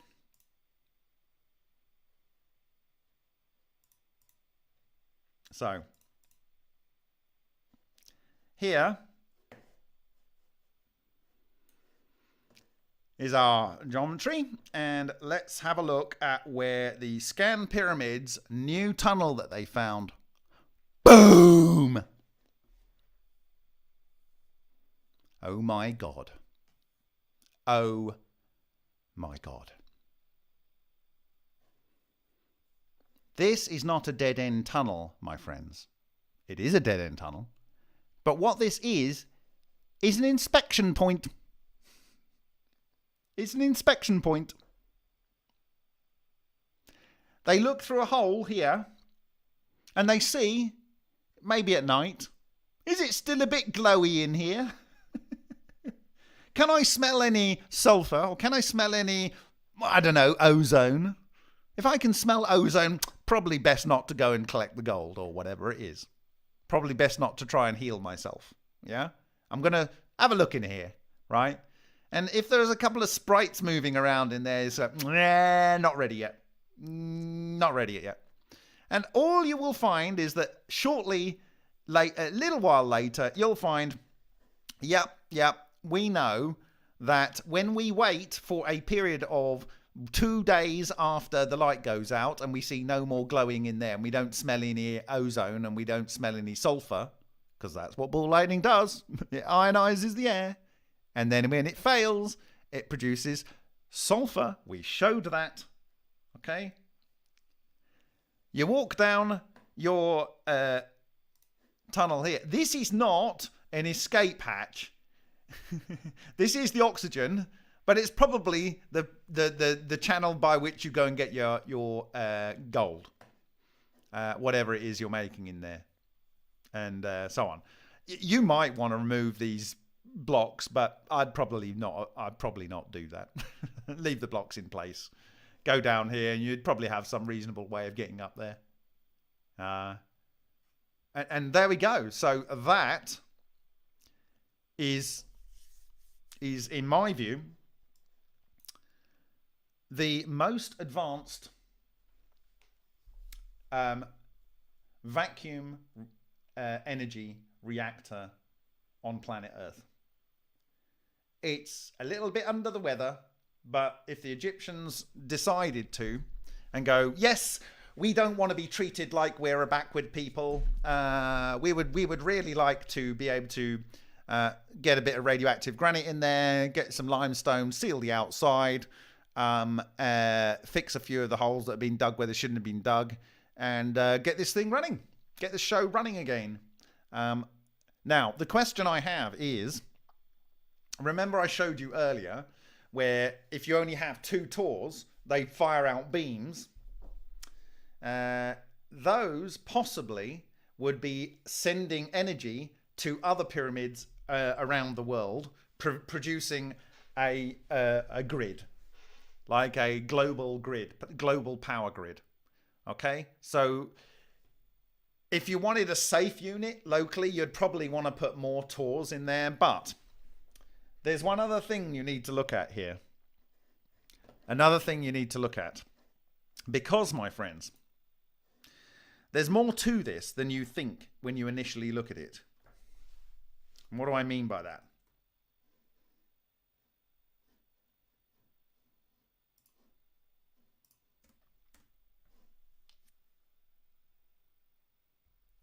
What do you see on this image?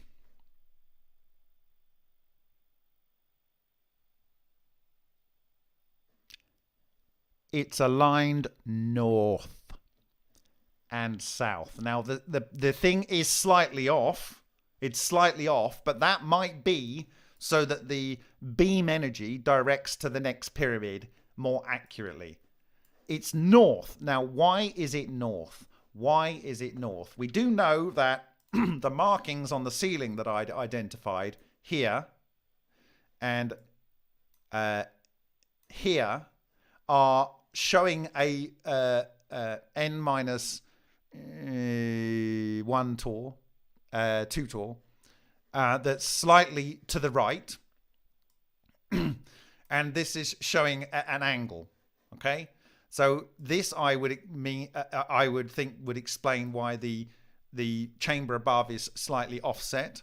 It might just be necessary to build it like that. But what did I show you right at the beginning of this thing? And what did I say you would need to remember? You would need to remember because it's very important. It's this, my friends. It's this. The lion cauliflower, thanks to the lion person, was in a solenoid.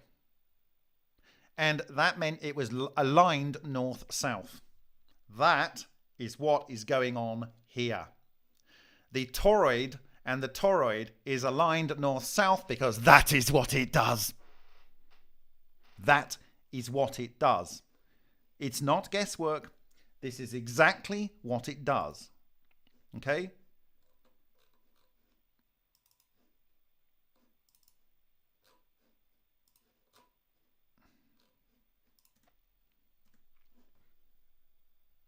It was aligned north-south. This is the cauliflower behind this line. It looks like this. Okay? And I showed you what the backside looked like. It had a flux loop between it. That flux loop, my friends, would be the wormhole that goes through the calcium carbonate. To fix the world's most important quantum coherent gravimagnetic rotor based reactor that deals with dark matter and vacuum energy, which is the Great Pyramid of Egypt. It is a relatively trivial thing for them to do.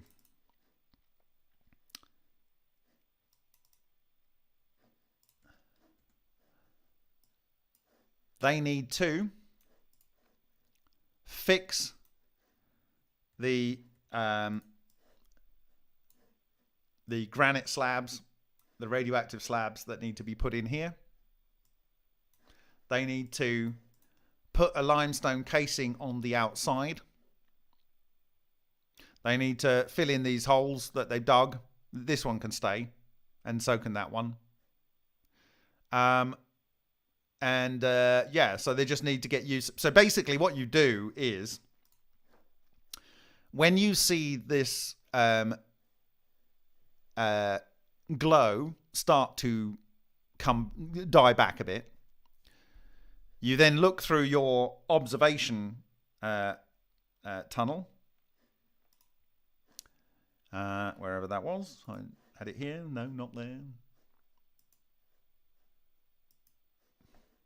My machine's gonna, if you could imagine how many windows I've got open right now. Where is it?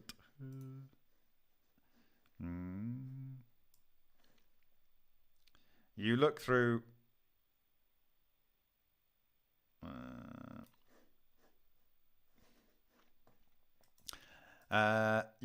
your observation tunnel here. Check there is no glowy sprites moving around in the dark, and check that there is no smell of ozone or sulfur.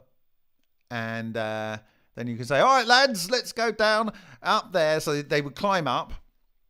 Now, they would climb up, and they would open the plugs on these two holes. The hydrogen would come up here. It would drain this chamber and this chamber simultaneously, and it would drain the area down here. There might be a reserve of hydrogen that gets trapped up here, and that might just be necessary to get the reactor started. It's like the sparkle, the sparkleite or whatever,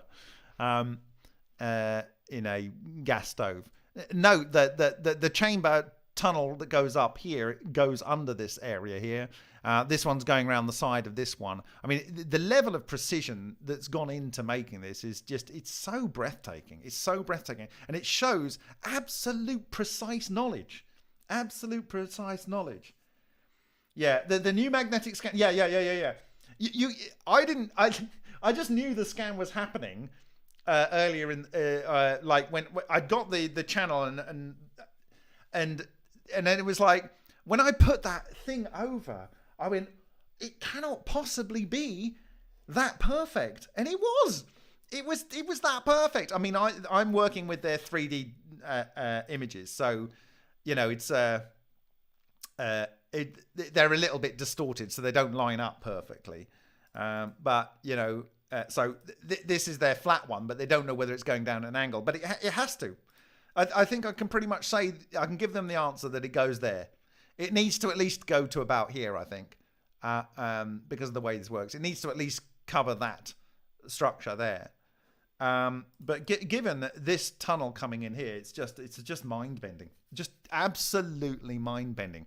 There is nothing. The fact that this whole sphere encapsulates the water area, the gas production and stuff, and this angle here does not. This does not. Therefore, means that the purpose of this is to be protecting people when the lights go out and we see no more stuff going in here. It doesn't really matter actually if the light's gone out. We know the reactor needs more water. We pour the more water in here. It gets disassociated, comes up here, gets properly charged, separated, goes into the etheric matter reactor, comes out, and we get super duper healthy oxygen, I imagine here. We get gold, and we get freaking light. When this is running, it will shine. It will be a shining thing on the top of a hill. Okay? A shining thing on the top of a hill. And the vortex coming from these two structures, going into the center. Yeah? It's so precisely designed with the 10 qubits by 20 qubits. Or in this case, I've got 4 by 8, and this is 2 by 4. Okay? But you need, for each vortex structure, for things to go round each other, and for two things to have two things going round each other, you need at least 4 units. And these 4 units in the center, the auspicious symbol here, a 4-legged man, this exactly precisely will be the smallest thing possible in the universe. 4 Planck's unit structures here. Okay? It's just a thing of great beauty. And we had all of the hard science and physical evidence done, so not a single calculation needed to be done. Not one calculation needed to be done to prove this. Man could have made this. Or someone could have brought the technology here. But man could have made this. And all they needed to do was to look at water vibrating.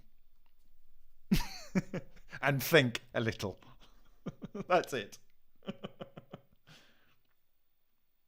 So then we think, like, you know, is there any evidence that the... And by the way, this, if you haven't seen it, this is what they found behind there. Where is it? Here. This was the show a couple of days ago. That's what they found. This is just an inspection hole. It's not meant to be luxurious. It's just like, do we see glowing stuff or not? If we see glowing stuff, then probably we shouldn't go down and collect our gold. Right? Not a good plan. We'll stay where we are, thank you, until we don't see any glowing stuff. Okay? Right. So, just to tie this up with the mystery schools, let's do that. Let's do a little bit of tying up with the mystery schools. So,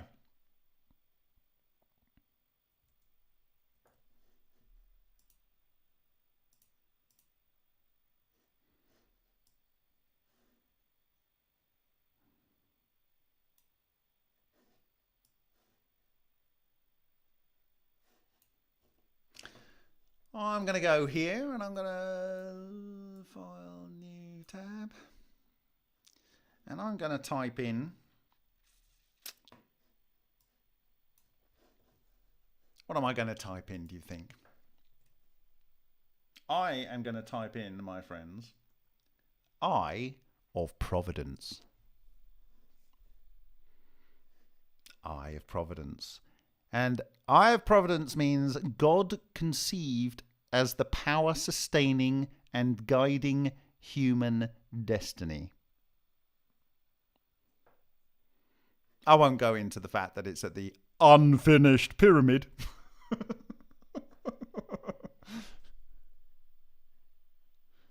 Right.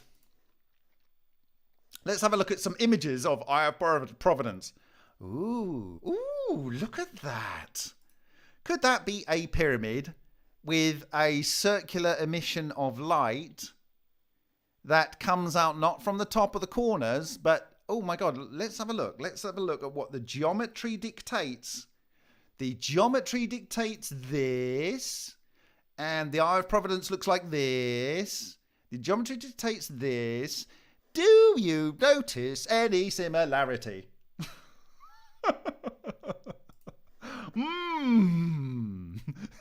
Not at all exactly the same. Not at all exactly the same. Not at all exactly the same.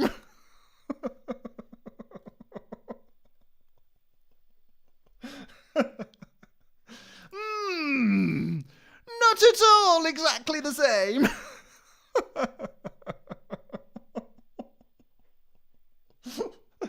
Ah, you gotta laugh.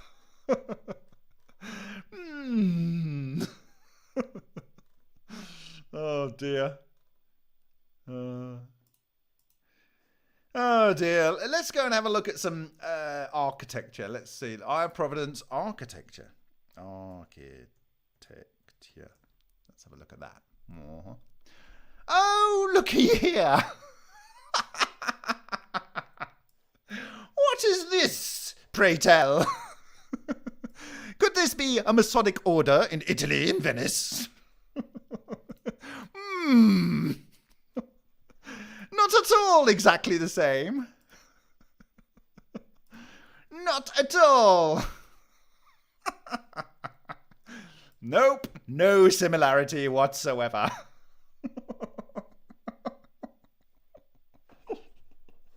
Oh dear. The Earth has just got its rights back.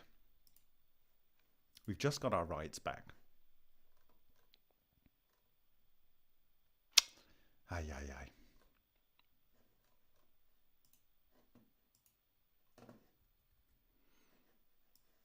Not at all exactly the same. Nope. No similarity whatsoever. Can't see it. No. No, it's not the same. Please tell me it's not the same. No. It can't be the thing that precisely defines every single piece of how this piece of incredible vacuum engineering technology works. Of course, you want an anti-gravity craft, you need more Tors, because you don't want it to be so wonky. But when you are using the Earth's gravitational field, like the solenoid in the Lion reactor, to produce your 2 Tors, to cohere the dark matter condensed and released from the hydrogen that's released from the dissociation of water, then you just want 2 Tors. And if you want to create a global grid, you would have a beam coming out this way and a beam coming out that way. It could probably go through your body and it wouldn't matter. Because you would need another Tor to pull it out, you know. Not at all exactly the same. Nothing at all. My dad said to me when I was just going 30, he said, Bob, he said, Robert, he said, I think you are suitable to go into the Masons. And I said to him, Dad, it's not my path. That's not my path. Who would have thought that I would end up here with you guys and this evening? Not at all. Not at all. Now the question is, how much do the Masons actually really know? You know, you have to give them credit. They have gone to an immense amount of trouble to pass this down through the ages. Immense amount of trouble to pass this down through the ages.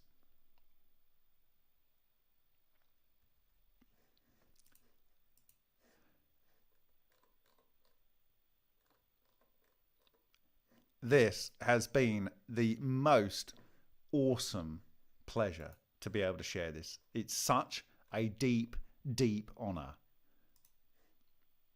Such a deep honor to share this with you. And it came from people sharing real science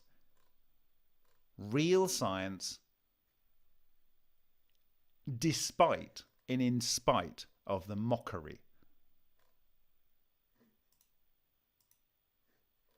Not at all the same. Nothing similar whatsoever.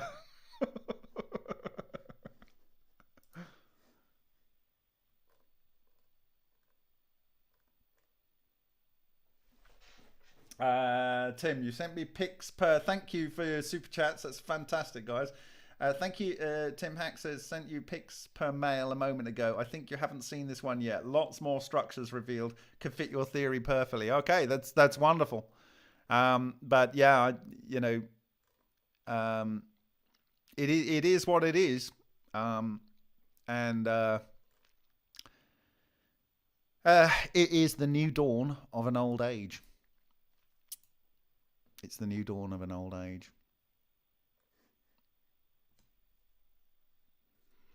Not at all the same. Not at all. Do you understand? We are literally in a new millennia. We are in a new era. And I'm going to say tonight that they should stop working on ITER. Just stop. Down tools. Sorry, mate. We don't want to do this thing that's not going to work ever. And we're going to go over to Egypt and spend a itty bit of money, putting some limestone on the outside, plugging a few holes, and getting some granite polished rock and putting it in the slots and fix the hastily destroyed slots, right? Yeah. ITER is the biggest waste of money beforehand. But given this, there's literally no human excuse why you would continue with that nonsense. I'm sorry, but all you guys can learn vacuum engineering. Learn to vacuum engineer. You got to hand it to the Masons. They really did do a lot of work to pass this down. And remember, this is coming from hard science. It's hard. You can literally get a metal plate and vibrate it. You'll see a cavitation spot with those little nicks coming off to the side. And that is this technology. That is it. It's this technology. And it has to be aligned to the north. It doesn't need to be that precise. I think they're guiding the beam. But, you know, like, you know, the reality is that this is on one side, on the outside of the north-south line, but it is directly in line with it. I mean, so the other thing is, you and I haven't mentioned this, and I must mention it now. You must, in my view, have the proton acceptor north because of its positive spin. Okay? I don't think that's a coincidence. I think that is more important than the exact alignment of these chambers. I think the alignment of the chambers is more about where you're projecting the coherent energy that comes out in the side beam, right, to another reactor. It might just be a pickup point. You don't need reactors elsewhere. You could probably, this one reactor could probably convert water into all the energy that's needed for planet Earth. Probably. Because the amount of energy would just be spectacular. So the other pyramids could just be resonators that would capture this energy and convert it locally. Okay. The other thing is that what you've got here actually is an atmospheric processor. You pour in stuff, and stuff becomes light stuff like water and hydrogen, and that spews out of the holes. Right? This is an atmosphere maker. You know, it'll likely make nitrogen, it'll likely make oxygen and so on, but, you know, hydrogen.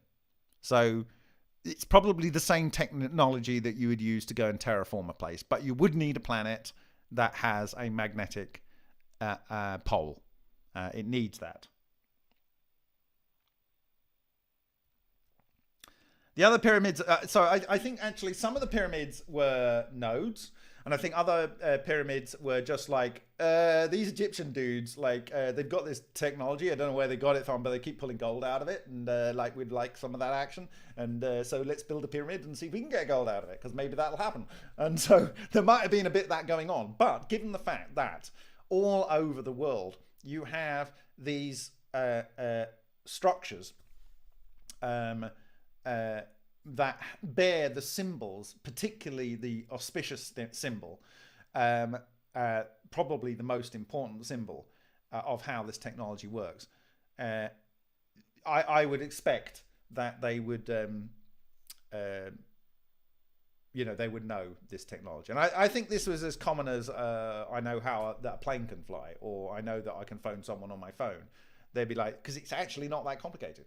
But it is so more advanced than the world we are living in. We are living in the world of the usurers. This is Azura. And the god of ball lightning, or rather, God has allowed us to understand this again. He's allowed us. And it is our duty to make sure man can live again with this beautiful technology that works in the harmony with nature. Unimaginable amounts of energy. I mean, Cairo must have been a gleaming city. It must have been like, it's like, oh, can someone turn the light off? No, it would be more like a ball lightning glow. But it would have been pretty cool.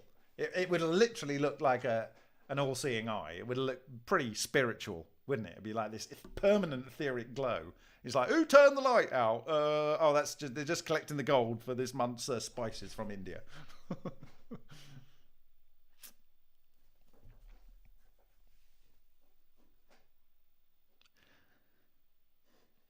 So I could have done more perfect presentations tonight, but my view was to get this out the door. It's been too long coming, like about, I don't know, at least 2,000 years, probably 4,000 years, maybe more than 12,000 years. So it's about time it happened, really. And I got to thank everyone that helped it happen. I mean, and I want to thank all of those people who were canny enough to carve their work onto tombstones, where people might think, oh, it's just a tombstone. Why would anyone put anything like cataclysmically important on there? Oh, dear. It's just, you can have some fun, but I mean, it's literally every single image you're going to find is going to be the same thing. It's going to be the same thing.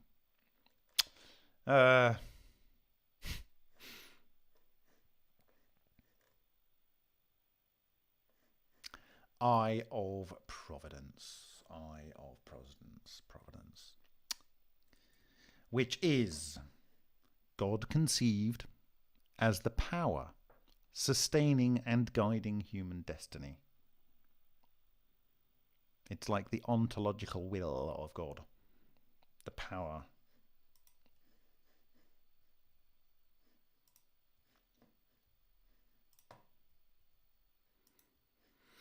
Now, someone sent me this clip from a ministry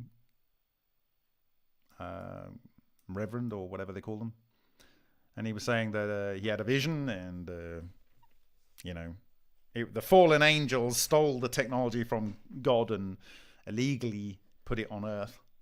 But in the end times, after lots of trials and tribulations, Revelation says that the sons of David will discover this for themselves, and it will be legitimate. I believe we are legitimately able to use this technology. We did the work. We went through the hard knocks. They will stop at nothing. As I said in 2017, I said, this is Revelations, and they will stop at nothing about this technology coming out. And it is painful. It's been so painful knowing where this would end up. To have to go through every single step. But honestly, it had to happen this way. It had to happen this way. There was no other way it could happen. Literally, the day I publish it, that I'm going to talk about it this weekend, the final part of the puzzle was published from the French and Japanese in the Scan Pyramids group. There's you know, uh, it's not serendipity. It was what meant to happen. This is meant to happen now. Okay, so I'm going to ask. Has anyone got any questions? Okay, let's see what questions. Got any questions? Go back to. Let's have a look. An Italian. Where is it? An Italian. There we go. Conspiracy theories, Illuminati. No, sorry, mate, it's real. Get over yourself. This is real. Game's up.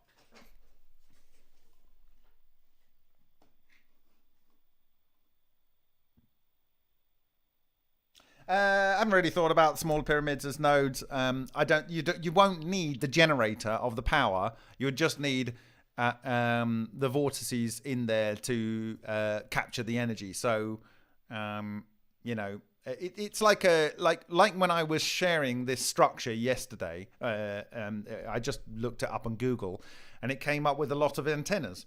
Okay, so antennas typically are this shape, and that's because it's working with nature, right? And so, and it will be working at this level. So you will have antennas that you will be able to pick up this energy, but they will need to pick up the beam, and so you will probably want a 2-Tor fractal Tor structure at a node, and then that would downlink energy, and then it might use that energy to itself generate hydrogen. You could just burn the hydrogen. You could burn oxyhydrogen. I mean, you could literally burn oxyhydrogen, and then you would just be able to light a limestone with it or whatever. But I like the idea of things that would glow because they've got maybe some radioactive element in there, which is an alpha particle, wouldn't leak out of a standard borosilicate vase, and it would have the hydrogen in there, and it would just be connected to this grid, and the etheric matter would come in. It would resonate with the receiver, and that would, it would be Tesla's dream. I mean, Tesla wasn't wrong, and I will go more into why I think Tesla was. His father was a priest. He was from the right part of the world that shouldn't have known this. The priesthood in the monasteries kept this knowledge and passed it from generation to generation. So I think he had a handle on this very, very early on in his life.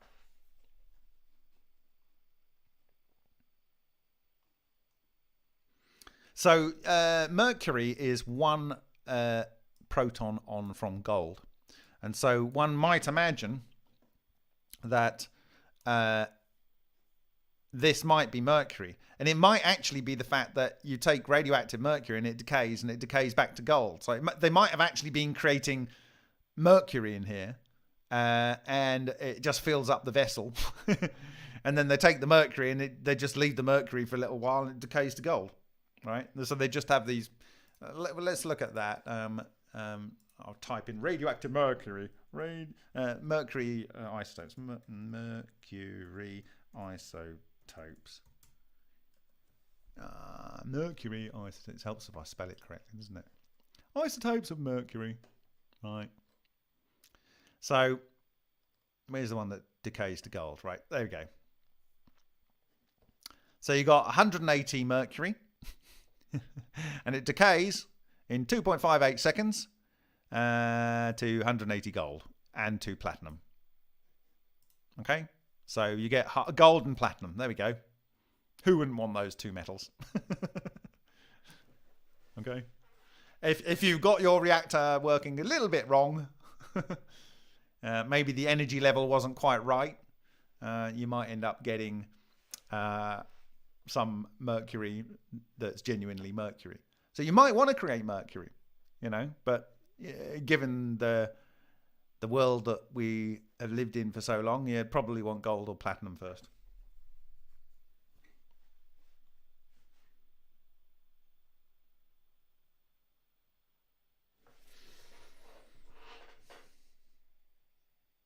I think the mercury is useful in a Vimana and in an ARV for channeling the chi energy through the center and stopping it from splatting your. I'll talk about that in another presentation um, in more detail. But yes, this is, in my view, the Holy Grail. It can heal you, not if you've already got cancer, because that will accelerate the cancer. It just accelerates things that are living and want to repair themselves. I mean, if you've got, like, the test that they did in Russia is if you expose to a flux of strange radiation a non-cancer a mouse that hasn't been exposed to a gamma radiation damaging its DNA, it'll actually produce more white blood cells, because that's a part of your body which produces a lot of cells. So I actually propose a technology where you would have a device and you put it on your leg, and it locally produces a lot more white blood cells, and then they go around your body and fix any cancers that are getting a hold, and fix any pathogens in your body. So you would do that. So just local application. But if you're a healthy person, you go into the Holy Grail, the font of youth, and have a good old and super duper hyperbaric chamber. It's going to do you wonders, right? You might even live for a very long time.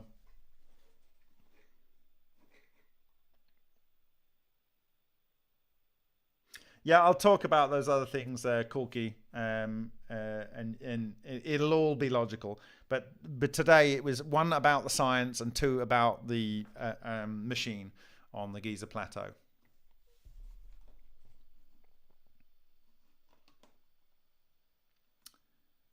Okay, so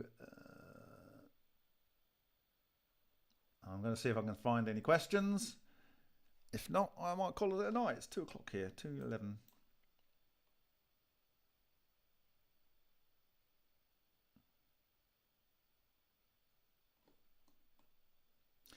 Yes, key component. How do I make one? Go and get a lot of rock.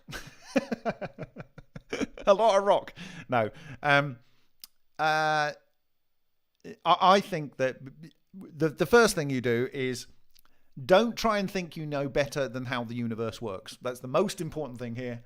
Don't try and do anything that you think is better than the universe. The universe will do this, and it will do it at every scale. We've already shown that we can produce definitely silver. We seem to be able to produce silver quite easily. Where is it? Where are we here? We know that using our structure in water, you can create every element in the periodic table. And so if you were able to resonate this in a certain way, it would be a case of doing it to a certain limit. So where is our... it's down here. There we go. So we know we've got some silver forming here, and we know we get some copper and that. So I expect you could do it.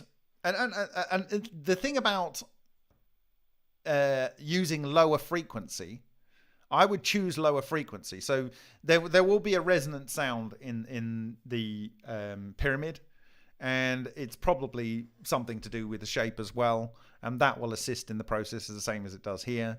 And like I say, the metal is hydrophilic. This produces charge separation in the form of easy water, and that with the sound produces the vortices, and the vortices produce these toroidal moments, and the toroidal moments lead to the fractal toroidal moments, and the fractal toroidal moments lead to the necessary things. And also you've got cavitation going on as well, and that has high energy areas which exceed 5 electron volts, and so that can produce the full proper charge separation, and that will get bound to the oxygen and so on. So there's all kinds of reasons why this would work, but I would suggest lower frequency sound but resonant, and then you need to have a substrate, and then you will actually have zones, and the zones will be bigger. They won't be little bits, but you might find actually that, because aluminium is single isotope, it's much easier to work with. You could use mercury because if you get some zones in there, and then you get a heavier element, or a lighter element or whatever, you're going to have ways of separating it, aren't you? So you could use sound to do the mercury. It might even be that they put mercury in here, like they started with mercury, and they just maybe that was a quick thing, but it doesn't matter. You will be able to produce every element, and Sviatomenko produced every element as well. Like, and some blobs were a lot of one element. Like sometimes he had like a blob that was like 70% gold or something. So or other elements, and so yeah, but. The thing about what they've done here is in the zone that you get the heavy metals produced, they've got a collection chamber. And I was thinking, is this going to be like a white powder at single element at a time? Well, it doesn't. It's not really like that. It does produce a solid. So they might have tuned it to make radioactive mercury, but I don't think it produces radioactive elements, actually. So I think probably it will just be a chunk of gold that gets put in there. If that's what people were buying.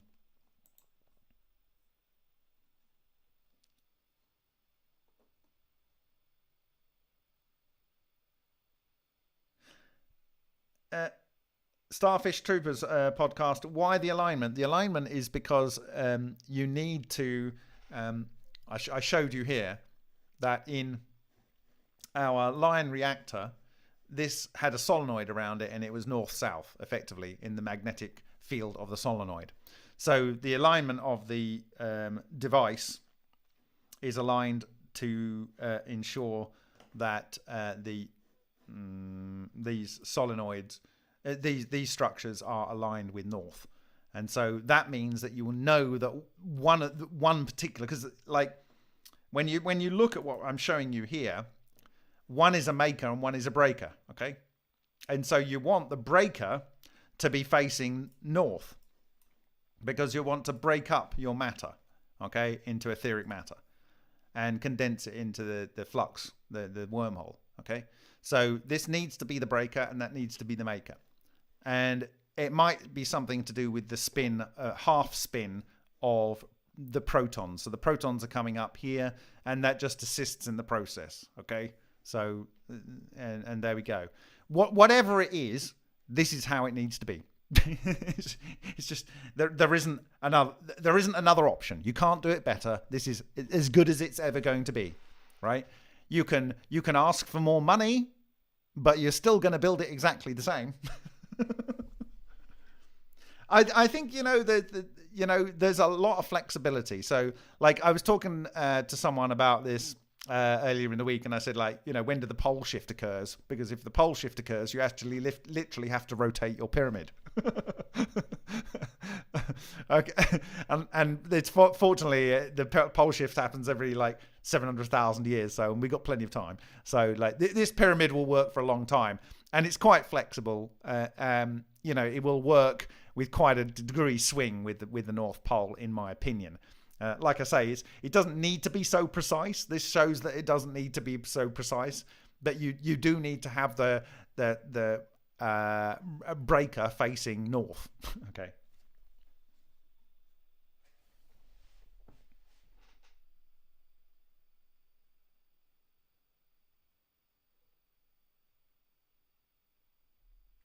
So the Lion reactor had it had 22 kilohertz ripple on the power supply. I think that was important. I will talk about aspects of how that worked within the iron core, but essentially it's magneto-restrictive thing. It's never been discussed before, but that's what I believe is going on. That produces basically a rarefaction pulse generator directly in the core of the reactor. So that produces sound. It's increased in frequency because the Lion author put copper wire up and down, which would have acted like a transformer. So the 22 kilohertz would have gone to a different frequency and so on. And it's all electrically isolated because the thing is in quartz. So it would have built up an amazing amount of charge clusters in there, as it definitely did. And so it was enough to light a 20-watt light bulb for 30 minutes when the reactor was turned off, with just the residual charge clusters in the Lion crust. So that is a lot of stored energy in that device. So Yeah, that's basically it. Can you quick look at the pictures I sent? Short comment. Okay, where am I looking? Where did you? Don't put my email there, please. Where am I looking? Not there. Mm-hmm. Okay. Oh right. Okay. So you've got some other things. All right. Is this the latest imagery? There's Doppler.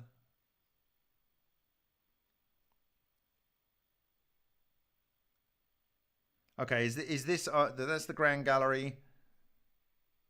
Okay. All right. I see. I see what you're saying. It's basically in line.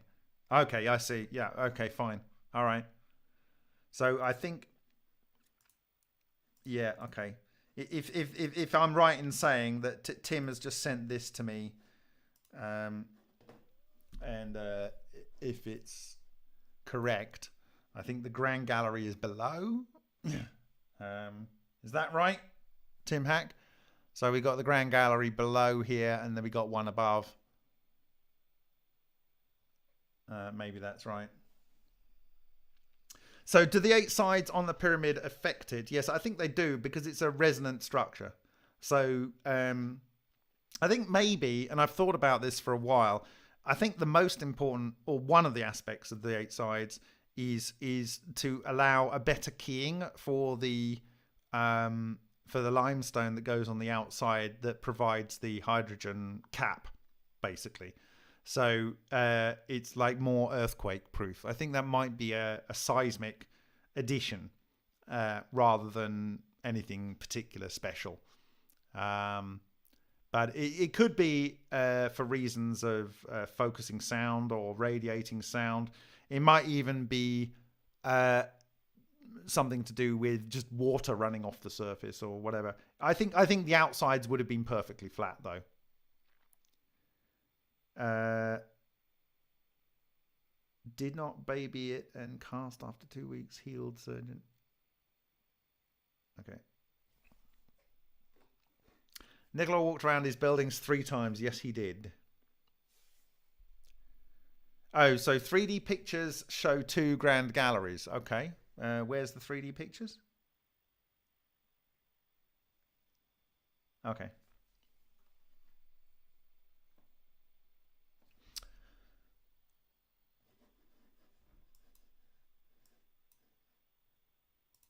So in the previous presentation, I believe that we proved that ball lightning, as we proved originally, a blown up ball lightning is this structure that is blown up, and that a monopole structure, this is a more accurate representation of the physical form of a monopole than that model used by um, uh, the Finnish university, and that by applying this, it explains the observations that many authors have had, including our friend Matsumoto with carbon, of course, coming out of a lead sphere, and this lead sphere and the other spheres that he found were hollow, and that is why. So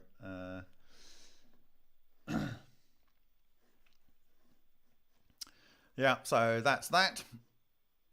And knowing that that was the case, we showed that. Where is it?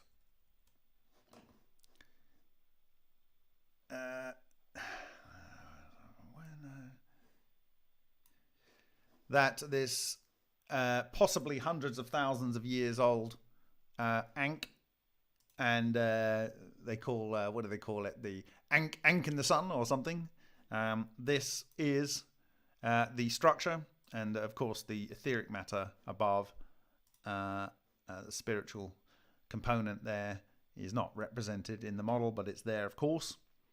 And this is our glowing ball, and that this comes back to our glowing ball, which is our pyramid, which glows. And we know this because it's what the Masons would have us believe for basically all of time. So unless they've been lying all along, and the Egyptians were lying, it's all one big lie. Someone built the Great Pyramid for a joke.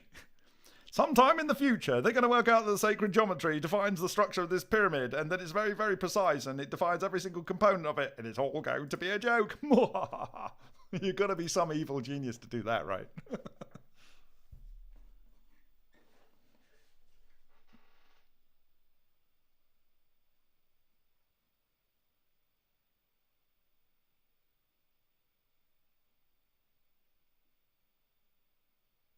How do we know Evos are monopoles? I did that in the previous presentation, but if you go and look at monopole clutch, my presentation in 2020, I talk about the work of Leonid Orytskev, where he exploded metal foils, produced ball lightning at a distance, and microball lightning, and at a distance 0.7 of a meter away, he had iron 57 isotope sheets, and on the backside he put a north one, and on another one he put a south normal magnet, and he collected magnetic monopoles in those structures. So we know for certain that it's producing magnetic monopoles.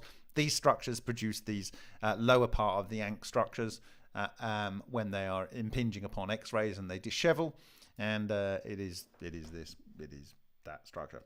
It's that structure. It's this structure.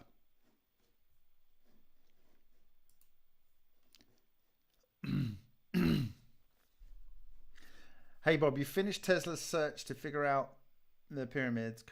Congrats. Yeah. Tesla got extremely close, I have to say. Really close. But he didn't have the advantage of lots of people able to collaborate internationally. He didn't have the advantage of the internet, being able to search across vast numbers of images very, very quickly. He didn't have the advantage of the analysis tools that we have. So it's unimaginably amazing that how he got the Wardenclyffe Tower so perfect. I can mostly conclude that's because his father taught him well, and his bloodline taught him well, because of where he was born, and his father being a priest, and being a priest in an area where this knowledge was very well understood for millennia. At least on a mystery school level. They might not have naturally known literally how it was working, but they knew that there's something we should be paying attention to here. It's not coincidence that all these people have been doing these things on everything of any importance for so long.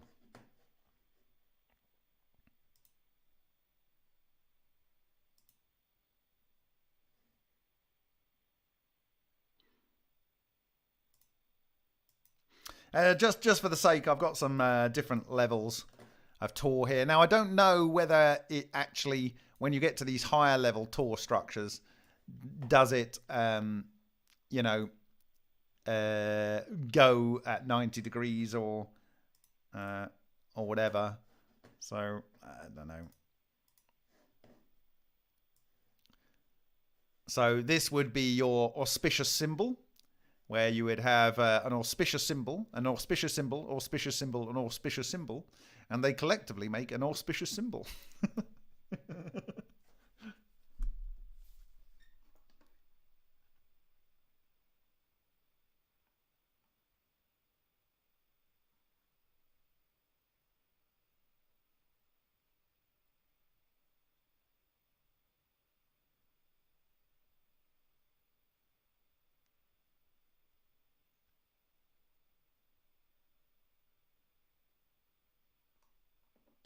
Well, actually, Taryn, I think the Evo, the building will be producing.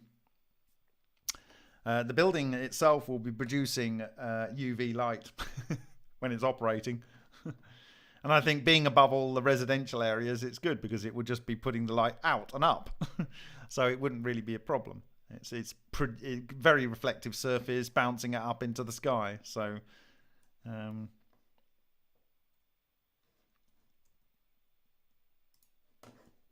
there's our main cone.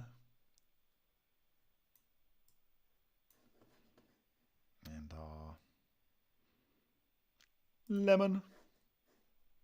And that is our... if you chop that off at that line there, that is the vase that is behind Tesla when he's sharing that weapon to end all wars. And I believe that vase and the Sothic cone below is effectively the shape of the Holy Grail. But in fact, the actual volume of the Holy Grail is here, and that is where you see the material being captured in here. And you can see the Vesica Pisces here, and at the bottom of the cup is the place where you would fix yourself if you weren't already having cancers growing in your body.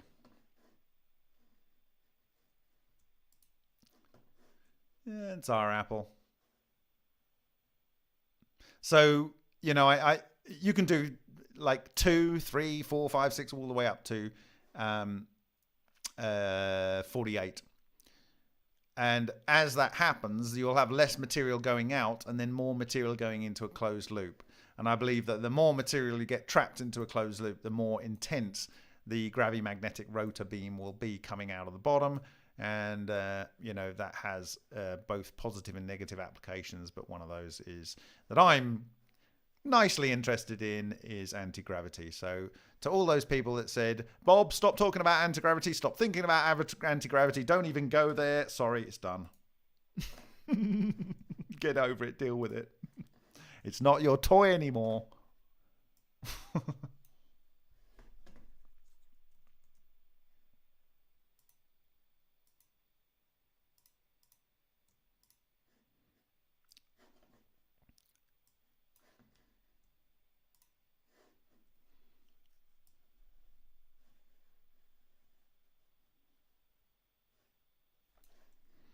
And then we have outer shell here.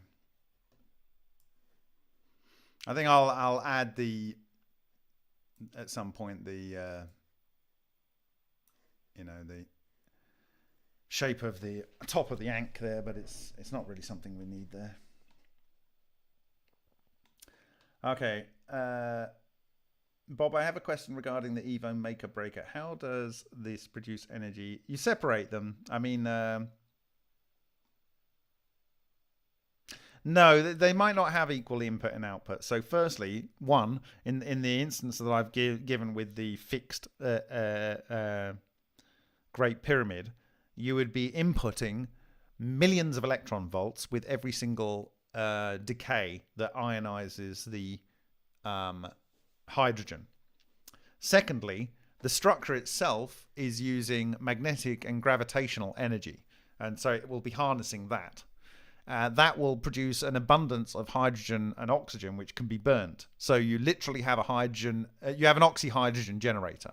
Okay, so that alone is a way to produce a lot of energy, because you can then store that gas, you can store it as hydrogen and compress it. You know, there's you could put it into an NB5 or whatever they call them. Hydrogen storage material, all kinds of different ways than one of these graphene type approaches. So there's many ways. So you can make oxyhydrogen, hydrogen. You can make oxygen that is replete with, you know, high energy bound charge clusters. You can produce water that will be very vital and be incredibly good for growing plants. All kinds of things would be possible with this. It would basically be energy, materials, transportation, all of the major things you'd want to fix. This would be the technology to do it, and there would be never anything better. Never. Not in this universe. You'd have to change the rules. And I don't mean you're not allowed to use it because then we wouldn't have to sell you rubbish stuff. Oh, it's definitely owl-like. The owl's there. It's very deliberate. They put the owl in. You have to have a look at the lines that go down here, and then you get the owl. Anyway.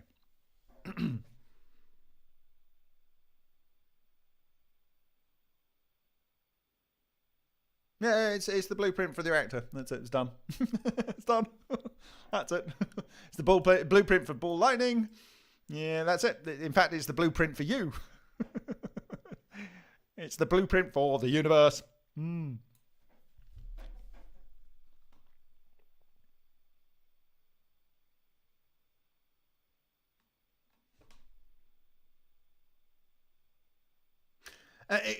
I wouldn't worry about the pole flips. It's not going to happen in our lifetime. It's not going to happen for a very, very long time.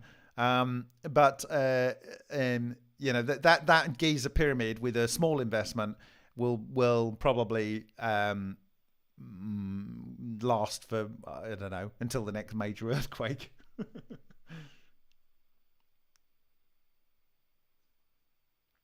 I said to Kim earlier in the week, I said, and in fact, I was speaking to someone else. I said, I don't think there's something more scientifically interesting that I could do in my life beyond what I've shared with you tonight. And there is only this. That's it. It's the secret. It's the secret they never knew they had. But we've been living in usury. We've been living in a terrible, terrible universe. And it's all nonsense. It's all nonsense what we've been having to deal with. I'll go back to the proper level here. So we're going to go, we're going to go, no. And we're going to go in cones. Yeah. Like that. And is it that one? No. Oh. Yeah. There we go.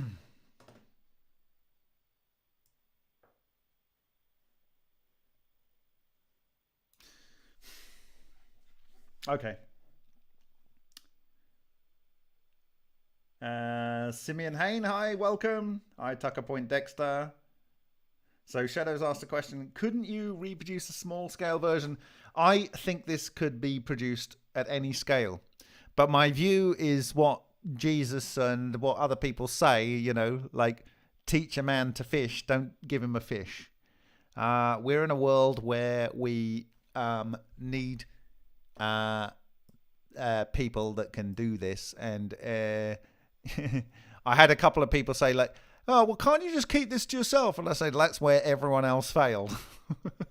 This was not the advantages I had in my education, the advantages I had with living when I did, the advantages that all of the people did that contributed to get to this understanding were not for one person to go, ooh, me.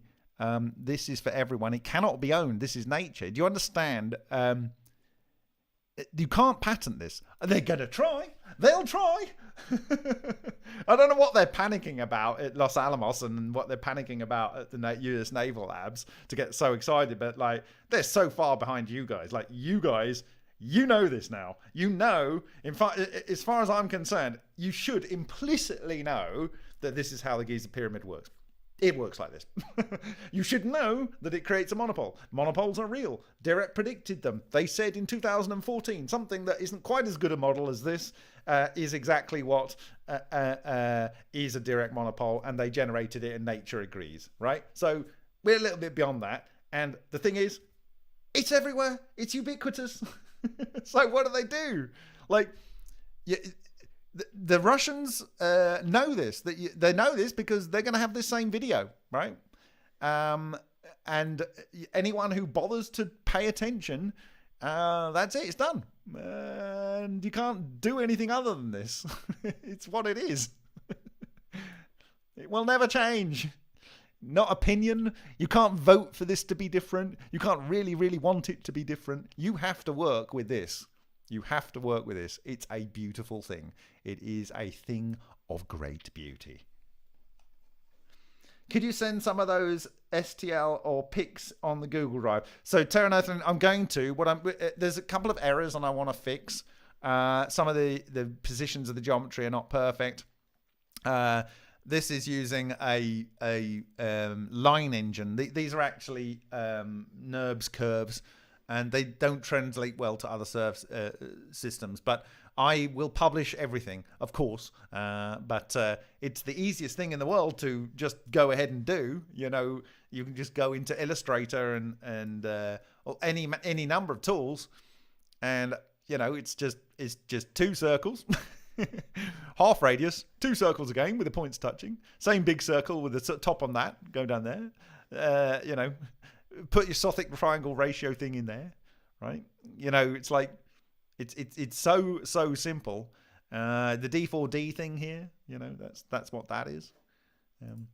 I'll actually show you a slide from the original O'Day presentation.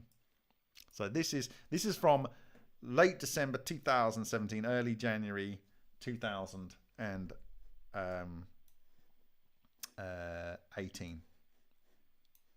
And I thought it's going to take a lot of effort to make sure this is true. But here we are. Where is it?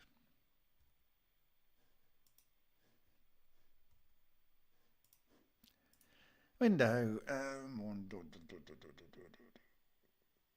These. There.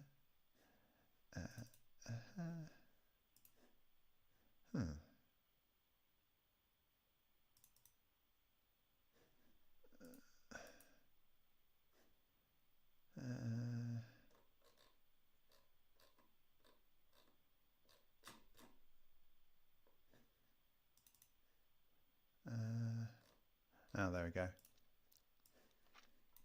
This is from January 2018. I can't even remember what slide this is from O'Day. Oh, it's slide 91. This is a slide I've not shared before. I haven't finished it. In fact, I'm going to finish it right now.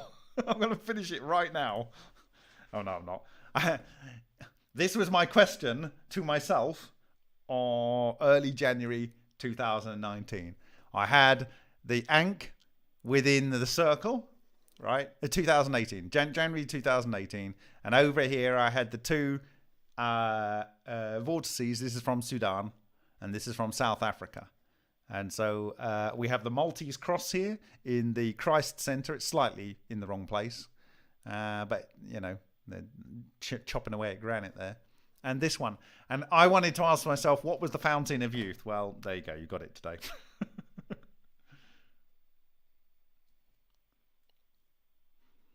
There's a fair few other slides. Here's another one from O'Day. This is slide, what is this slide? 83. And so you have the flying disc here with the shape, and this is exactly the shape. It's exactly the shape. It's not guesswork. It's got the Maltese cross in there. It has the structures going around the outside. I don't know how many they've got here. 1, 2, 3, 4, 5, 6, 7, 8, 9, 10. Probably 24. 24 is a good number. I think 24 will do it. It'll be stable. We've certainly seen 24 in the collapsed coherent matter wave functions. And he's flying around. He's flying around with his halo on the top.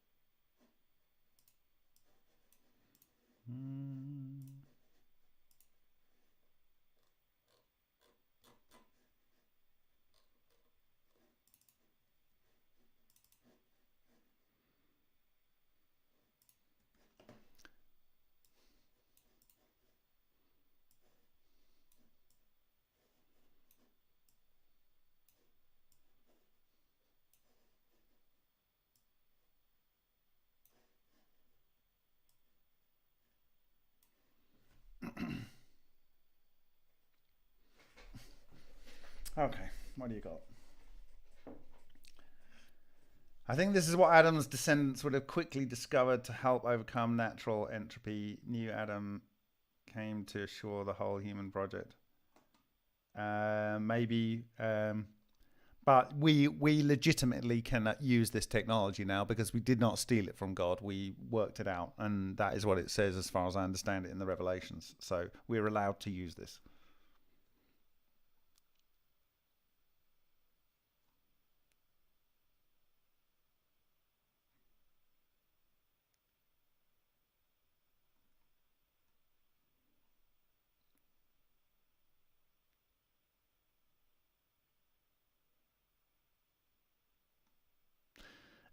If you're creating, Corky says, Van Gogh saw painting as a kind of religion.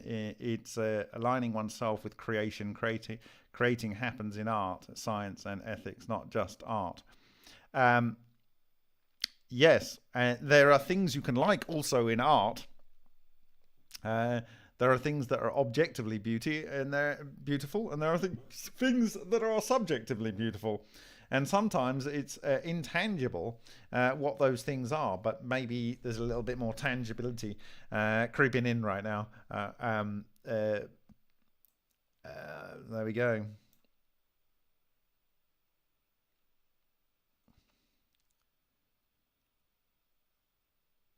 So, Rob, that sounds great. I'll be doing more 3D work with this animation share on your Substack. Brilliant. Okay. Thank you very much. So I know some people have built a lot of tours, and so the tours will work. In my view, they will create vacuum currents, and the vacuum currents, can do stuff. I think probably having a ionized hydrogen-rich environment, and I've explained kind of like how you would do that. I actually suggested using the thoriated, thorium sand from Kerala. And I think there would be a way to make a light bulb that permanently glows, essentially, for most of the time the rest of the planet's going to not be engulfed by the sun, using this technology. That's one thing I'd like to see. Obviously, if you can lift anything with very little energy input, you have all the energy in the world because you can just lift water up onto the top of a mountain and let it run through generators. So, there's many, many ways you can solve most of the intractable problems of the Earth without denuding it. This Earth can support a very large population and not cause a problem for the other animals in the environment, and we just need to respect it. Because it's all powerful. It's all powerful. Oh dear. It's what there is.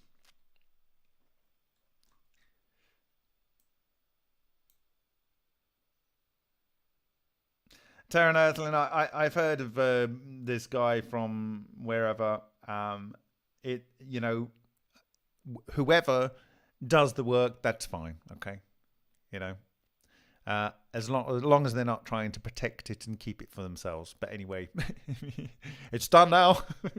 They can try and keep it for themselves, but it's nature. You can't patent nature.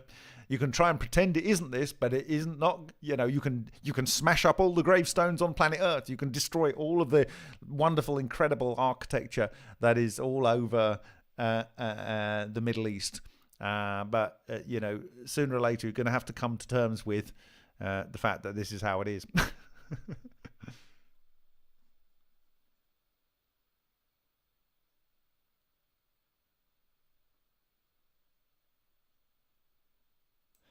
You can make any element you like. You can destroy any toxic stuff you like. You can make toxic stuff into any element you want. I mean, you just got to separate the yin and the yang. One's going to make, one's going to break. If you make more carbon, you can burn it with oxygen that it's made, so you get normal hydrocarbons. That's what's going on in the earth, making our oil and gas. In my view, it is abiotic.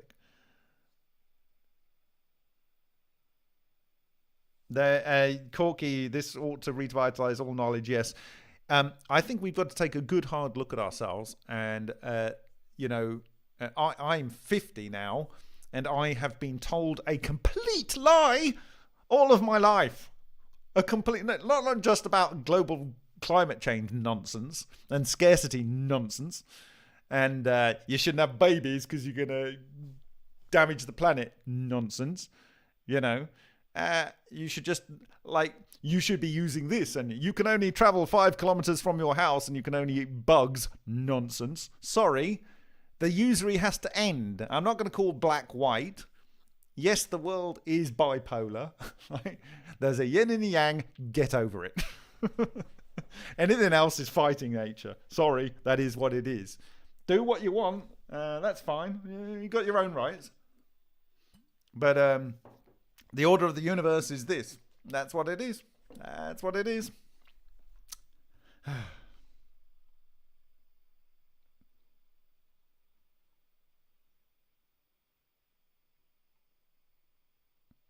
The thing is, the more they pack people into cities, they just don't know how beautiful the environment is outside of the city. There are people that literally forget what it's like to be in nature, and it's really awesome. They go, oh, that's a great picture, and then they're just seeing colour on a page. That's no offence to the artists there.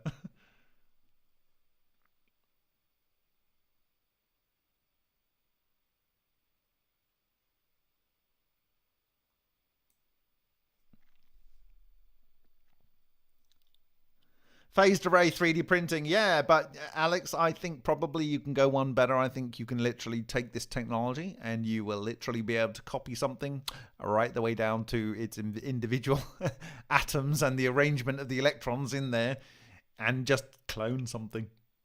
I'm sorry, I think that's what this can do as well.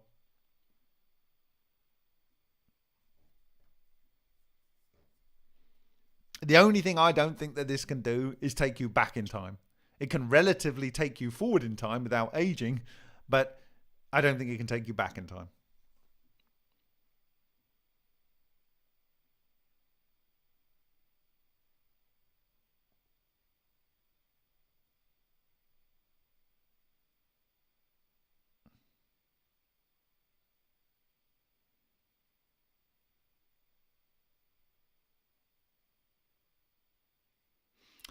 Sound conducts ions. Well, it certainly can arrange ions. You've got to get a thing called ion acoustic waves, and that's present in the supernova reactors where I first observed the ion crenellated spheres, and quite embarrassingly for the first time found out they're hollow with a hole in one of them.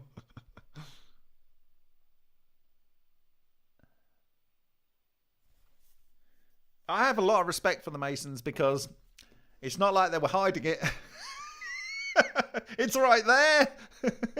It's right there. They weren't hiding it.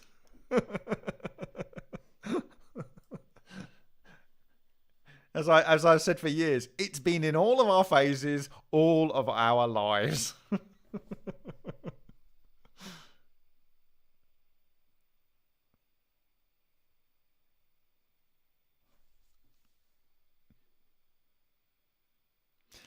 This can be elemental fusion.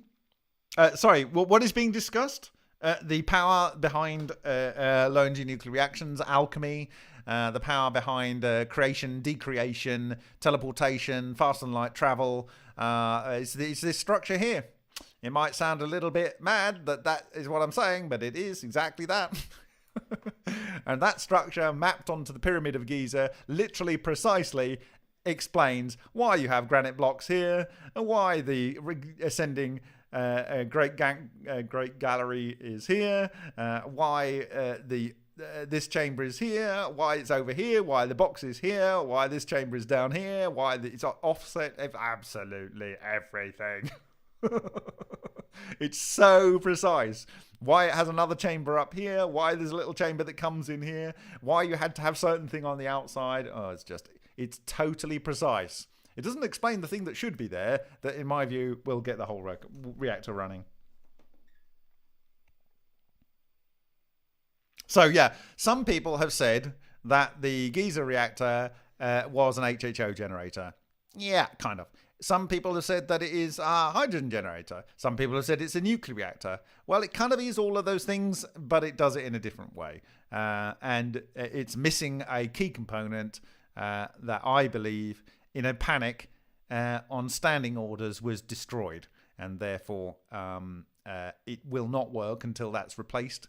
But other than that, it's ready to go. You just need to put the hydrogen cap on back again and fix up a few nonsense things that are in there, and yeah, good to run again. How do you start the pyramid reactor? Well, like I said, seal it. Very, very nice covering stones. That should be relatively easy. You could probably put a plastic bag over the top. That would be the cheap way to do it. And then Mylar bag. Cover it in a Mylar bag. No, the thing is, it's got to be made of calcium carbonate, actually. So limestone is perfect because of the fact that you've only got the 0.24%. Less than 1/4% are spin isotopes. So they are resistant to the coherent matter. Okay? So there's that. Then you need to make sure it's sealed, apart from two little plugs, which are probably going to be limestone plugs, which you have in these two hydrogen release vents. Then you need water. You should be able to find that from somewhere. And you need granite, radioactive granite blocks, which are available. And I'll share the link to the source there, but you can relatively easily find that. There are good sources of radioactive granite in Egypt. And you just put those into the slots there. That starts the whole process, really. It kind of like, it starts going and then it goes and goes and goes. It just, once it gets up to speed, it starts splitting the water, in my view. The hydrogen and oxygen will come up here. Oxygen sits down the bottom. Hydrogen comes up here, gets properly charged, separated, put into the vortical structure, and goes into a wormhole round here, and it comes out and produces some heavy metal here. And we have literally shared exactly everything that needed to be known about how this reactor works, from physical experiments that are able to be done easily by people that are even half worth the document on which their qualifications are written, and you can use that. That was all made available before the final couple of bits of data came in a couple of days ago, with the publication of the, what I would call the service and monitoring tunnel over on the right here. Which I believe is what is enabling it's this thing here, this little thing, and that completely ties up with the coherent matter there.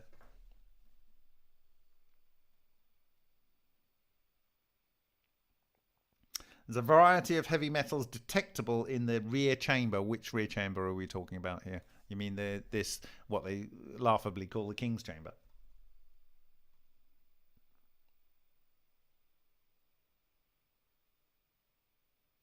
So Harry's asking, so the action of sealing. No, the action of sealing stops the hydrogen leaking out. But you will not have any hydrogen in there until you put your water in here and in the slots. So what am I talking about, the slots? This is my video from inside the Grand Gallery. And I noticed a number of things here, but it was a bit weird. There's this slot that comes down here, and it looks like some people hacked some things out of here rather hurriedly all the way down. And so I think that the key, and literally it goes into this keyway, and it's the key to start the reactor. It might be the case that the upper gallery actually has that in place. But in my view, you need both. It may work to a degree anyway, but really not any interesting level. I think you need the ionizing material in there. We know 100% that uranium decays to cesium. It's one of the fission products. But anyway, it doesn't matter. A ionizing radiation will cause charge clusters. Charge clusters are effectively these structures, but in miniature. and they will end up being able to be aggregated into this overall structure. It's an unbelievably perfect piece of engineering, and whoever left this thought that, you know, this is so freaking obvious that it can't be long, you know, after the flood when people are going to be using this.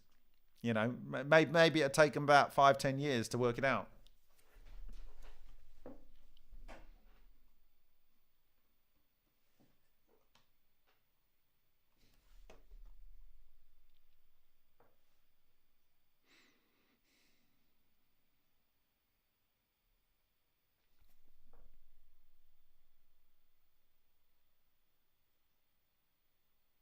Yeah, that's what I'm saying, Ray Carr. I think that it may be undamaged. If there's no tunnel to get into the other gallery, I still think the other gallery will have its radioactive granite in there. Yeah, so if you maybe I can find the paper. Give me a second. I'll see if I can find the paper talking about Egyptian radioactive granites. Give me a second. I think I downloaded it. Let me blah blah blah. It would be a PDF. Wasn't too hard to find.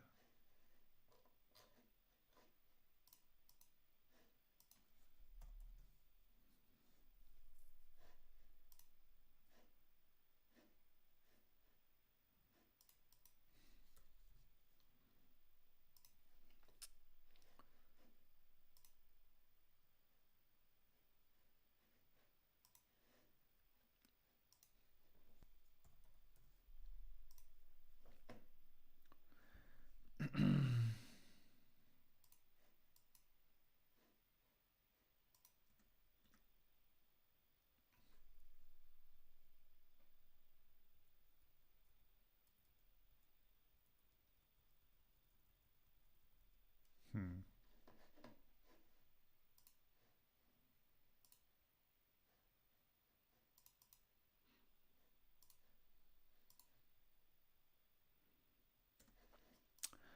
It's not hard to find. I found it yesterday. Maybe I've got it somewhere here. Hmm.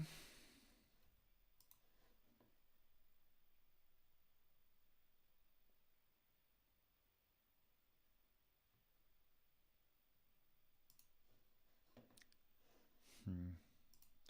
Let me see if I can find it afresh.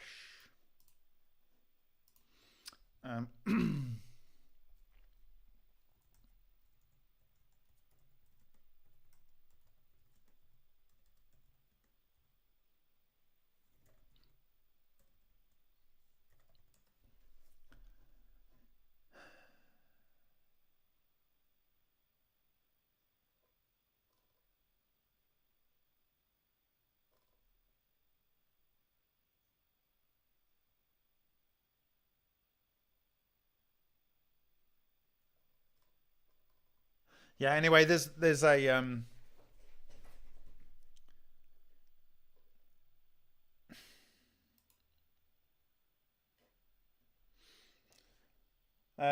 here's the thing here. Like, so Pharaoh's left behind a radioactive curse. Fatal fungi, diabolical booby traps. Some of Egypt's ancient monuments harbour a more insidious threat. They contain high levels of radioactive radon gas, which will come from granite. The highest level, 5,809 becquerels of radon per cubic meter, was in the Sakamkat pyramid at Sagaria, south of Cairo. Nearby, the 1,202 becquerels per cubic meter in the Abyss tunnels, 1,200 becquerels per Serapeum tomb. Okay, radon is produced by the decay of uranium.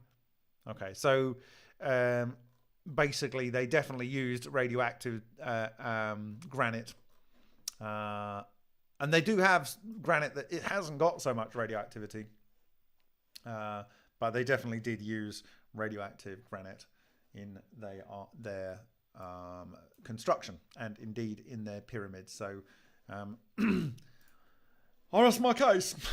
I think it's pretty sure they did. But it's pretty cool if they're doing it in the way that I'm suggesting, which I think they did.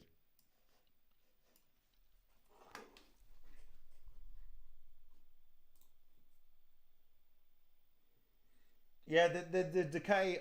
So the document which I will find, it cited thorium and uranium and uranite. Uranium ore was one of the materials that John used in his um, Hutchison effect. So I'm pretty certain that it does what it says on the tin.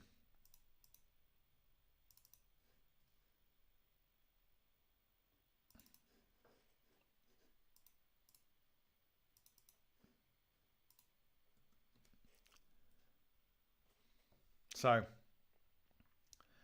wheel within a wheel within a wheel. Wheel within a wheel within a wheel. Okay.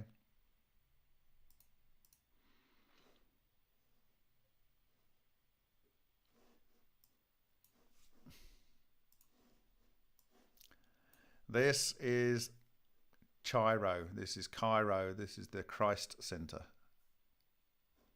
Okay.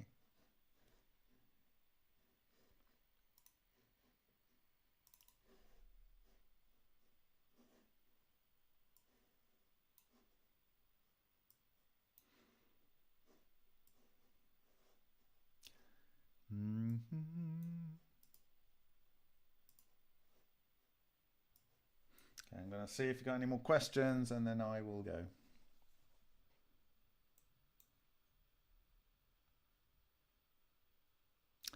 It's a 3D Halbach array. I don't even know what that is, but maybe.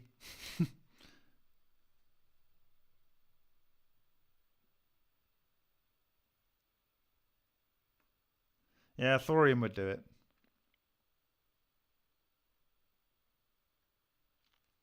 It's passively ionizing the gas. It will do that for billions of years. And the energy only needs to be over 5 electron volts.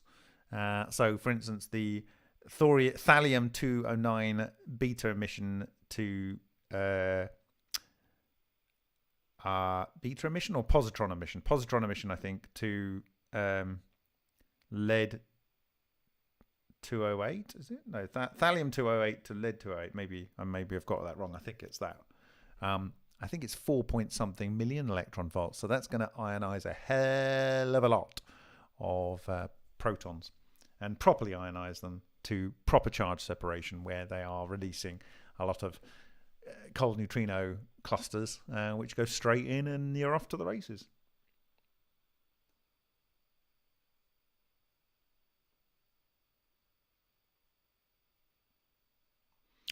Yeah, you're aggregating the very small monopoles. Yeah.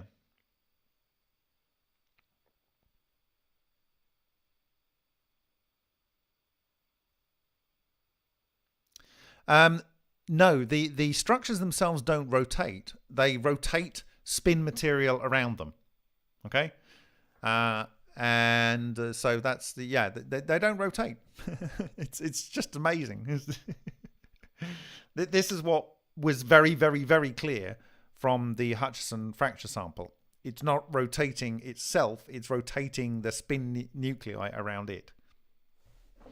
Yeah, this is holy. It's holy. Yeah, that's what it is. Like it demystifies so much. It's like these are mysteries, but they're not that mysterious. It really isn't that hard. The effort that has gone to keep this from us, it's just gargantuan and also at the same time barbaric. In one moment they're saying you have to do this, you have to do this, you'd have to do this because end of world or because whatever, sky falling in or something, and all the time they're keeping on to the solution. Can't give you the solution, can they? Because then we can't charge you for the problems we've created for you. It's so sick.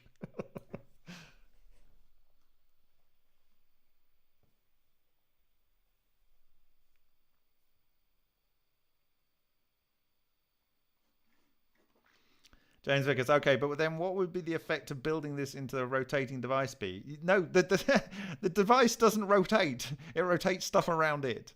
So you can make but for an anti-gravity craft, you want a lot of these, and it's defined on the Sumerian tablets in the flying disc of the sky gods. It's 48. It's the same as in the Hutchison sample, and that's the maximum you can have. So it's the most stability, and you just phase the energization, the energy on those individual ones.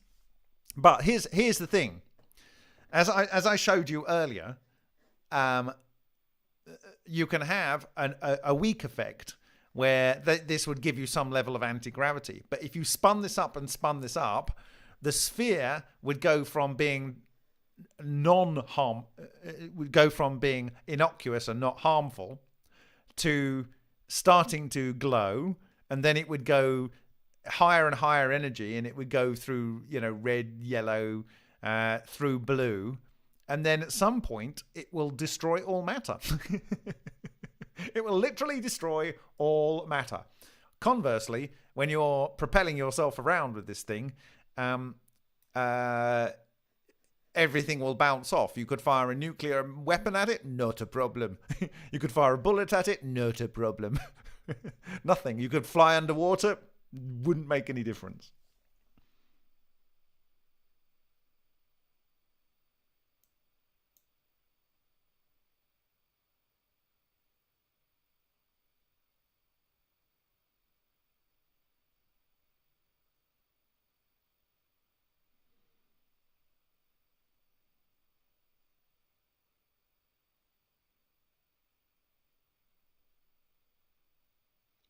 Travab is saying, how does the hydrogen and oxygen separate? Well, I can tell you this. When you take HHO and you create this same structure, it rips matter apart. In one case, it ripped tungsten apart. So in this, where has that gone? Oh, here, yeah. So this is my fractal toroidal transmutations here. Okay, you have the same structure here. This is our sacred geometry, and Vesica Pisces. This is the large circle below makes this loop over here, or one of the circles. But here, down here in the disruption zone, it's ripping this tungsten apart, and it's making, mostly this is diamond that gets left here, carbon film. But it's sucking stuff up into this, and this is the kind of like arm on the Om symbol, and the material gets sucked up here. So once you create these vortices, it's basically gravity decay, you could say. It's gravity decay. It just falls apart. You basically remove the thing that's holding everything together, and it just literally falls apart. So, like, there's no pressure keeping everything together, and it would rip off the electrons or whatever. So, like, just matter falls apart.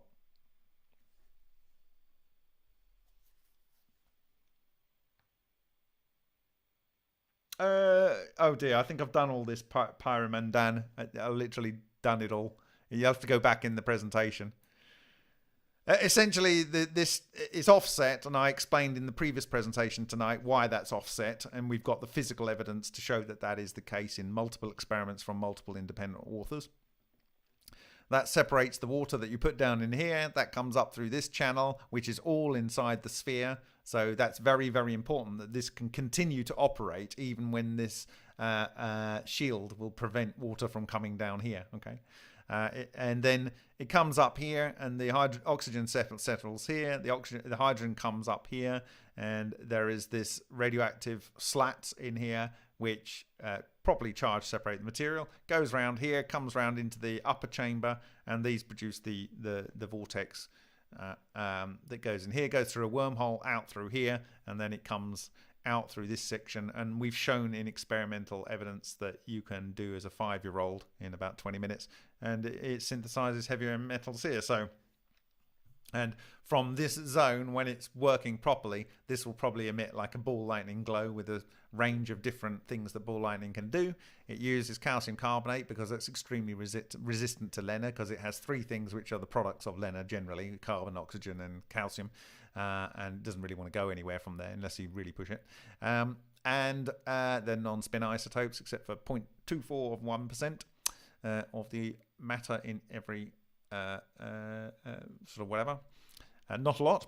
And yeah, so that's it. And this is an exact copy. It turns out it was just hilarious when and the granite blocks here are to stop people burning their head off, and the and the observation thing here is to just see if it's still active when it's run a bit dry and the light's gone out. And there we go. And so, like, that's it. It's the Eye of Providence, all of the above. Not very complicated when you know how.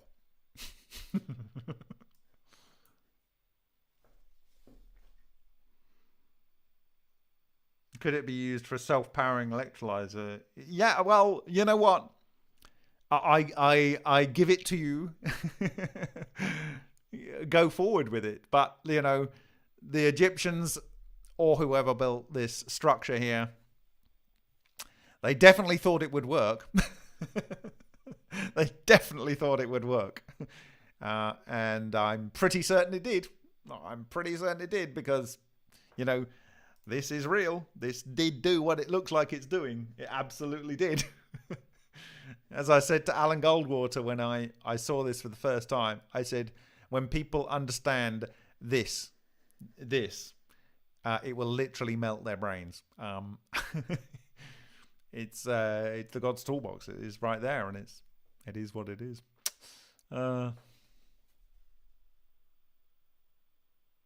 Yeah, exactly, Red Oracle. If it's only used as a hydrogen generator, it's limitless. Yeah.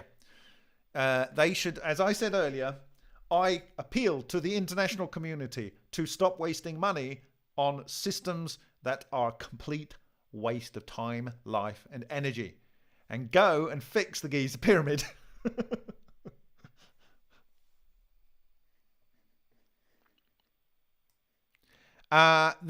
When you've got element synthesis,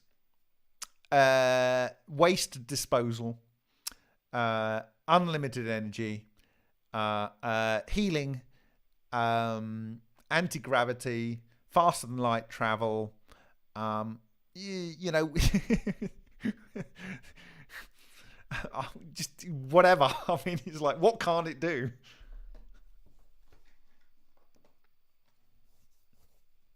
Anything you would want to do, this is one simple structure, and it will do it all. You just need to put in a bit of effort. Just to put in a bit of effort. It's not like they weren't giving us the answer. Here's the answer. Work backwards. Oh, I'm sure they'll see it as a deadly threat, but there's more of us than them.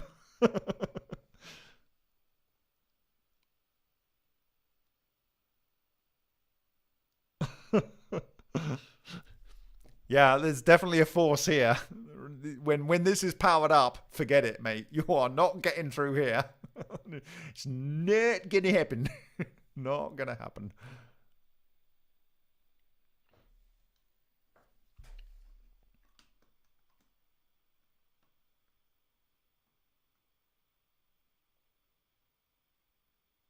So James can say, would it be dangerous, difficult to retrieve the heavier metals it produced inside? Would it build up such metals to prevent it from operating? Look. None of this was guesswork. They know how much water they put down here. They know how much etheric matter it will produce. They know exactly how much metal will go in here. They will know exactly when this light turns off. They will know when they look in here and they observe either no sprites or no ozone or no sulfur smelling, maybe other mechanisms. They could probably poke a long stick in there and see if bits of it disappear. But those are the signals that I would look for, because ball lightning produces sulfur when it explodes or falls apart. It ionizes and produces an ozone-like smell, and it produces little micro ball lightning when it kind of fails. So those were the things that I would be looking for. We've observed the production of sulfur on HHO, which is kind of what's going on in here anyway. And so, the observation area here is below the hydrogen level here. Everything about this design is utterly perfect. It's made from God's perfect structure. and then it is a perfect structure made from God's perfect structure. Okay, there's no two ways about it, right? So when the light goes out, when you know you've put a certain volume in, you then look in here and see if your cues are that this is safe to go up here. You might need to climb up to here and unplug the vents, right? But it might be designed so that the rate of production down here is so high that they can afford to let it leak out here. So it might just be totally so maintenance free. You just look, when you don't see anything, enough hydrogen has gone out here, then all you do is you climb down here, you climb up in here, and you go and collect your heavy metals and come back out again. And, you know, I've done potholing. This is not really a big issue. You could probably put your legs on one side and do a chimney walk, which is quite fun, actually. And when you come down, it's all gravity assisted, isn't it? So, you know, yeah, it's just amazing. It's just amazing. It's beautiful, simple, megalithic technology, right? And humans could have discovered this. You didn't need aliens. Humans could have discovered this. This probably, if the big land mass existed between India, Madagascar, and Australia, and you know, the Atlanteans could have had this. No problem at all. No problem at all. And we are not the most advanced civilization to have lived on this planet. This, my friends, is 100% certain proof of that. It is only the way it can be. It must be this, right? The mystery schools have been telling us it's this all of our lives, in our faces. It is the monopole, as agreed by Nature, the magazine, and a peer-reviewed paper in 2014. And this, in my view, is a better representation of the structure. I'm sure there will be room for improvement. I probably have got some things wrong, but it's pretty similar. And so, you know, there we go. It's like, what can't you do? We are literally going to be limited only by our imagination. Okay, that's it. And they've already got this as a weapon, so let's just fix things.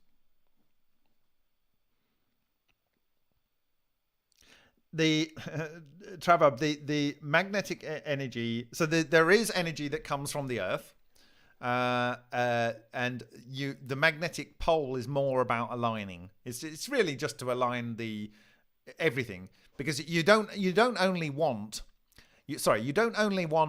the breaker to be facing towards north.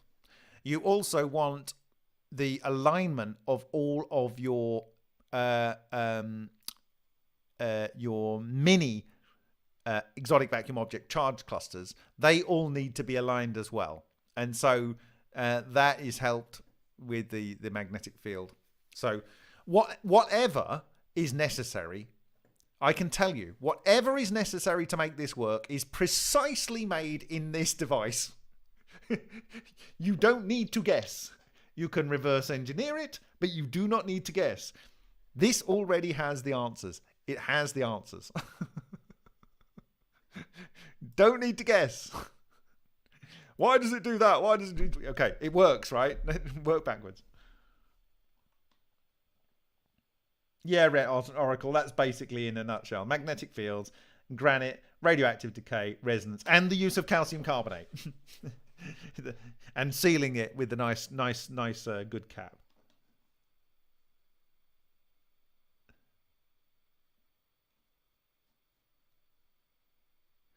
Where can I learn more about the nuclear physics that directs this?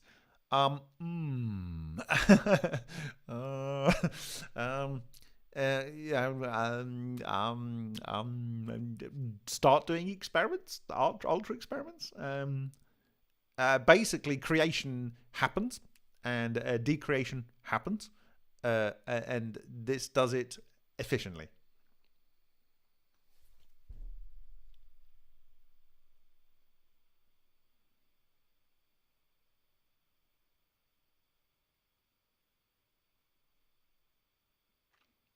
Yeah, I'm sure J.R. Tolkien, but like literally,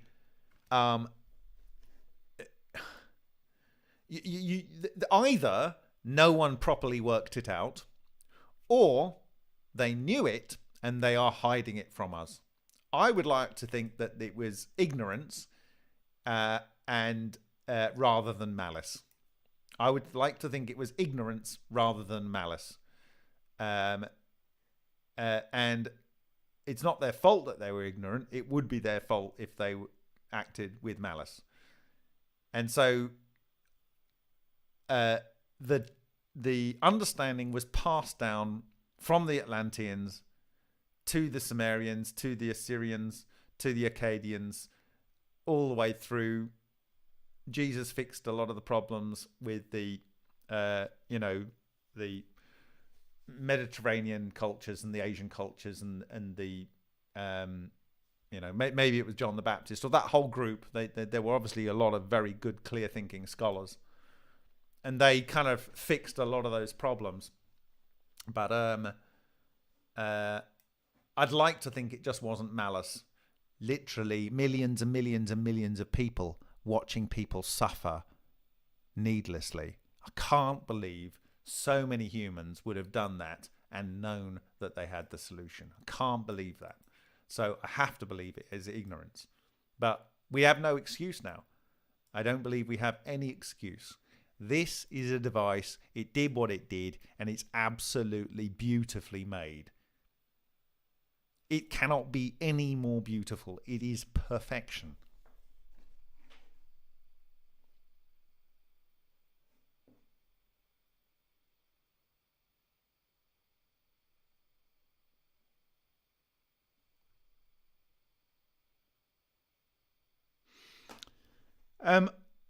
I think any pyramid would produce the effect, but you would need to work with the resonances and stuff. But it is scalable. It's scalable. This here is doing exactly the same thing, but it isn't a pyramid. This is a self-organized structure. Nature wants to do this so much that it did this in milliseconds on tungsten in a fast-flowing HHO stream ignited. Now, the ionization came from the burning HHO, okay? Whereas we're looking for cold plasma, cold ionization, using particles, high-energy particles, but they're not thermal. You're not combusting this back to water. You are keeping it as charge-separated protons, electrons, and the etheric matter. Proper charge separation, okay? That is where you want to work with this.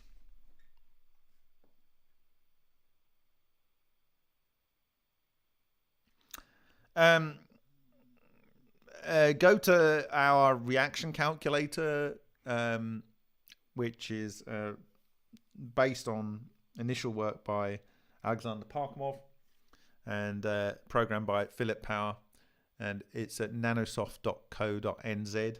There's a paper linked off there, and you can see what the kind of reactions you would get. But I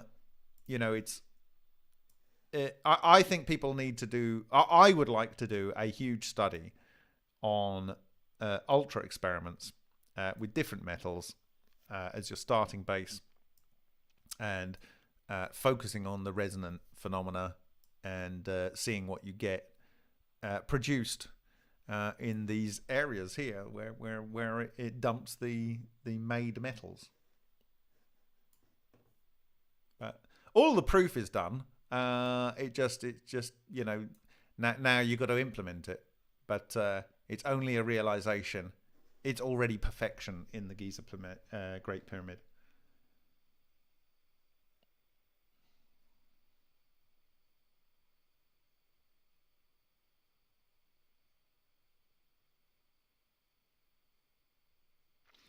And no, overwhelmed games. I already been through this. This is the danger zone. They put those granite blocks in there because you get like a double layer effect here, and you absolutely do not want to be interacting with that thing when it's on its doing its job. Okay, just no reason you would ever want to go close to that.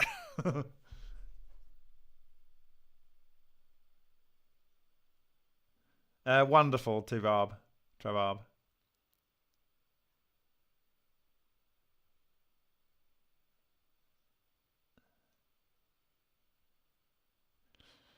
Okay, so this was a great pleasure for me. This was Ode, the new dawn of an old age. 6th of March 2023. And I am standing there. I couldn't go there on Christmas Day. This is actually, I think, the 26th of December. Maybe the 27th. 26th, I don't know, I'll check. 2021. And I'm sitting at the Christ Centre there, the Cairo, inside the world's most advanced quantum coherent nuclear reactor. Specifically, it's a vacuum engineering megalithic device. It is personification and proof that we are not the most advanced civilization that has already lived on this earth. We need to get off our arrogance and our high horse.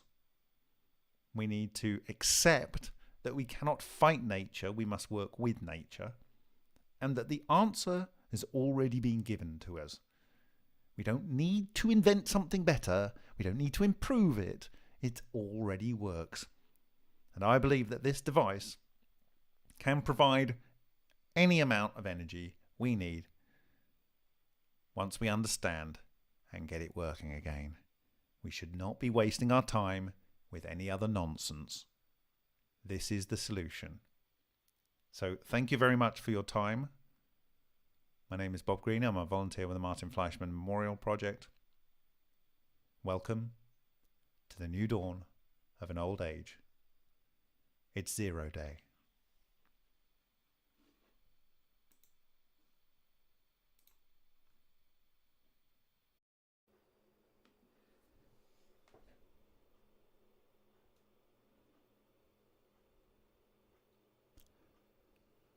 Hi, my name is Bob Greenyer, and I'm a volunteer with the Martin Fleischman Memorial Project. So welcome this 20 January 2024 to Intrigue. How is everybody? Can they hear me out there? Artifact, Gordon Doherty, Tony Yamoni, Louis Navarro, DIY Projects with Chausis, Per Nicola Hoagland, Lithnick, Cookie Culture, WP for Truth, Richard Mueller, Ken Pratt, EBB, D2105K. Hello, everyone. Can you hear me? Disarray. Dan Moretti, Nick Knock. How is everyone? How are you, Sentient Code and Mr. Gate Mode? Are you well tonight? Sky's the limit. Lucas, Crypto Alchemist. And Bo Grizzly. Cosmic Dave. Yes, excellent. Okay, so you can hear me. So, Intrigue. What you are looking at on the screen there is a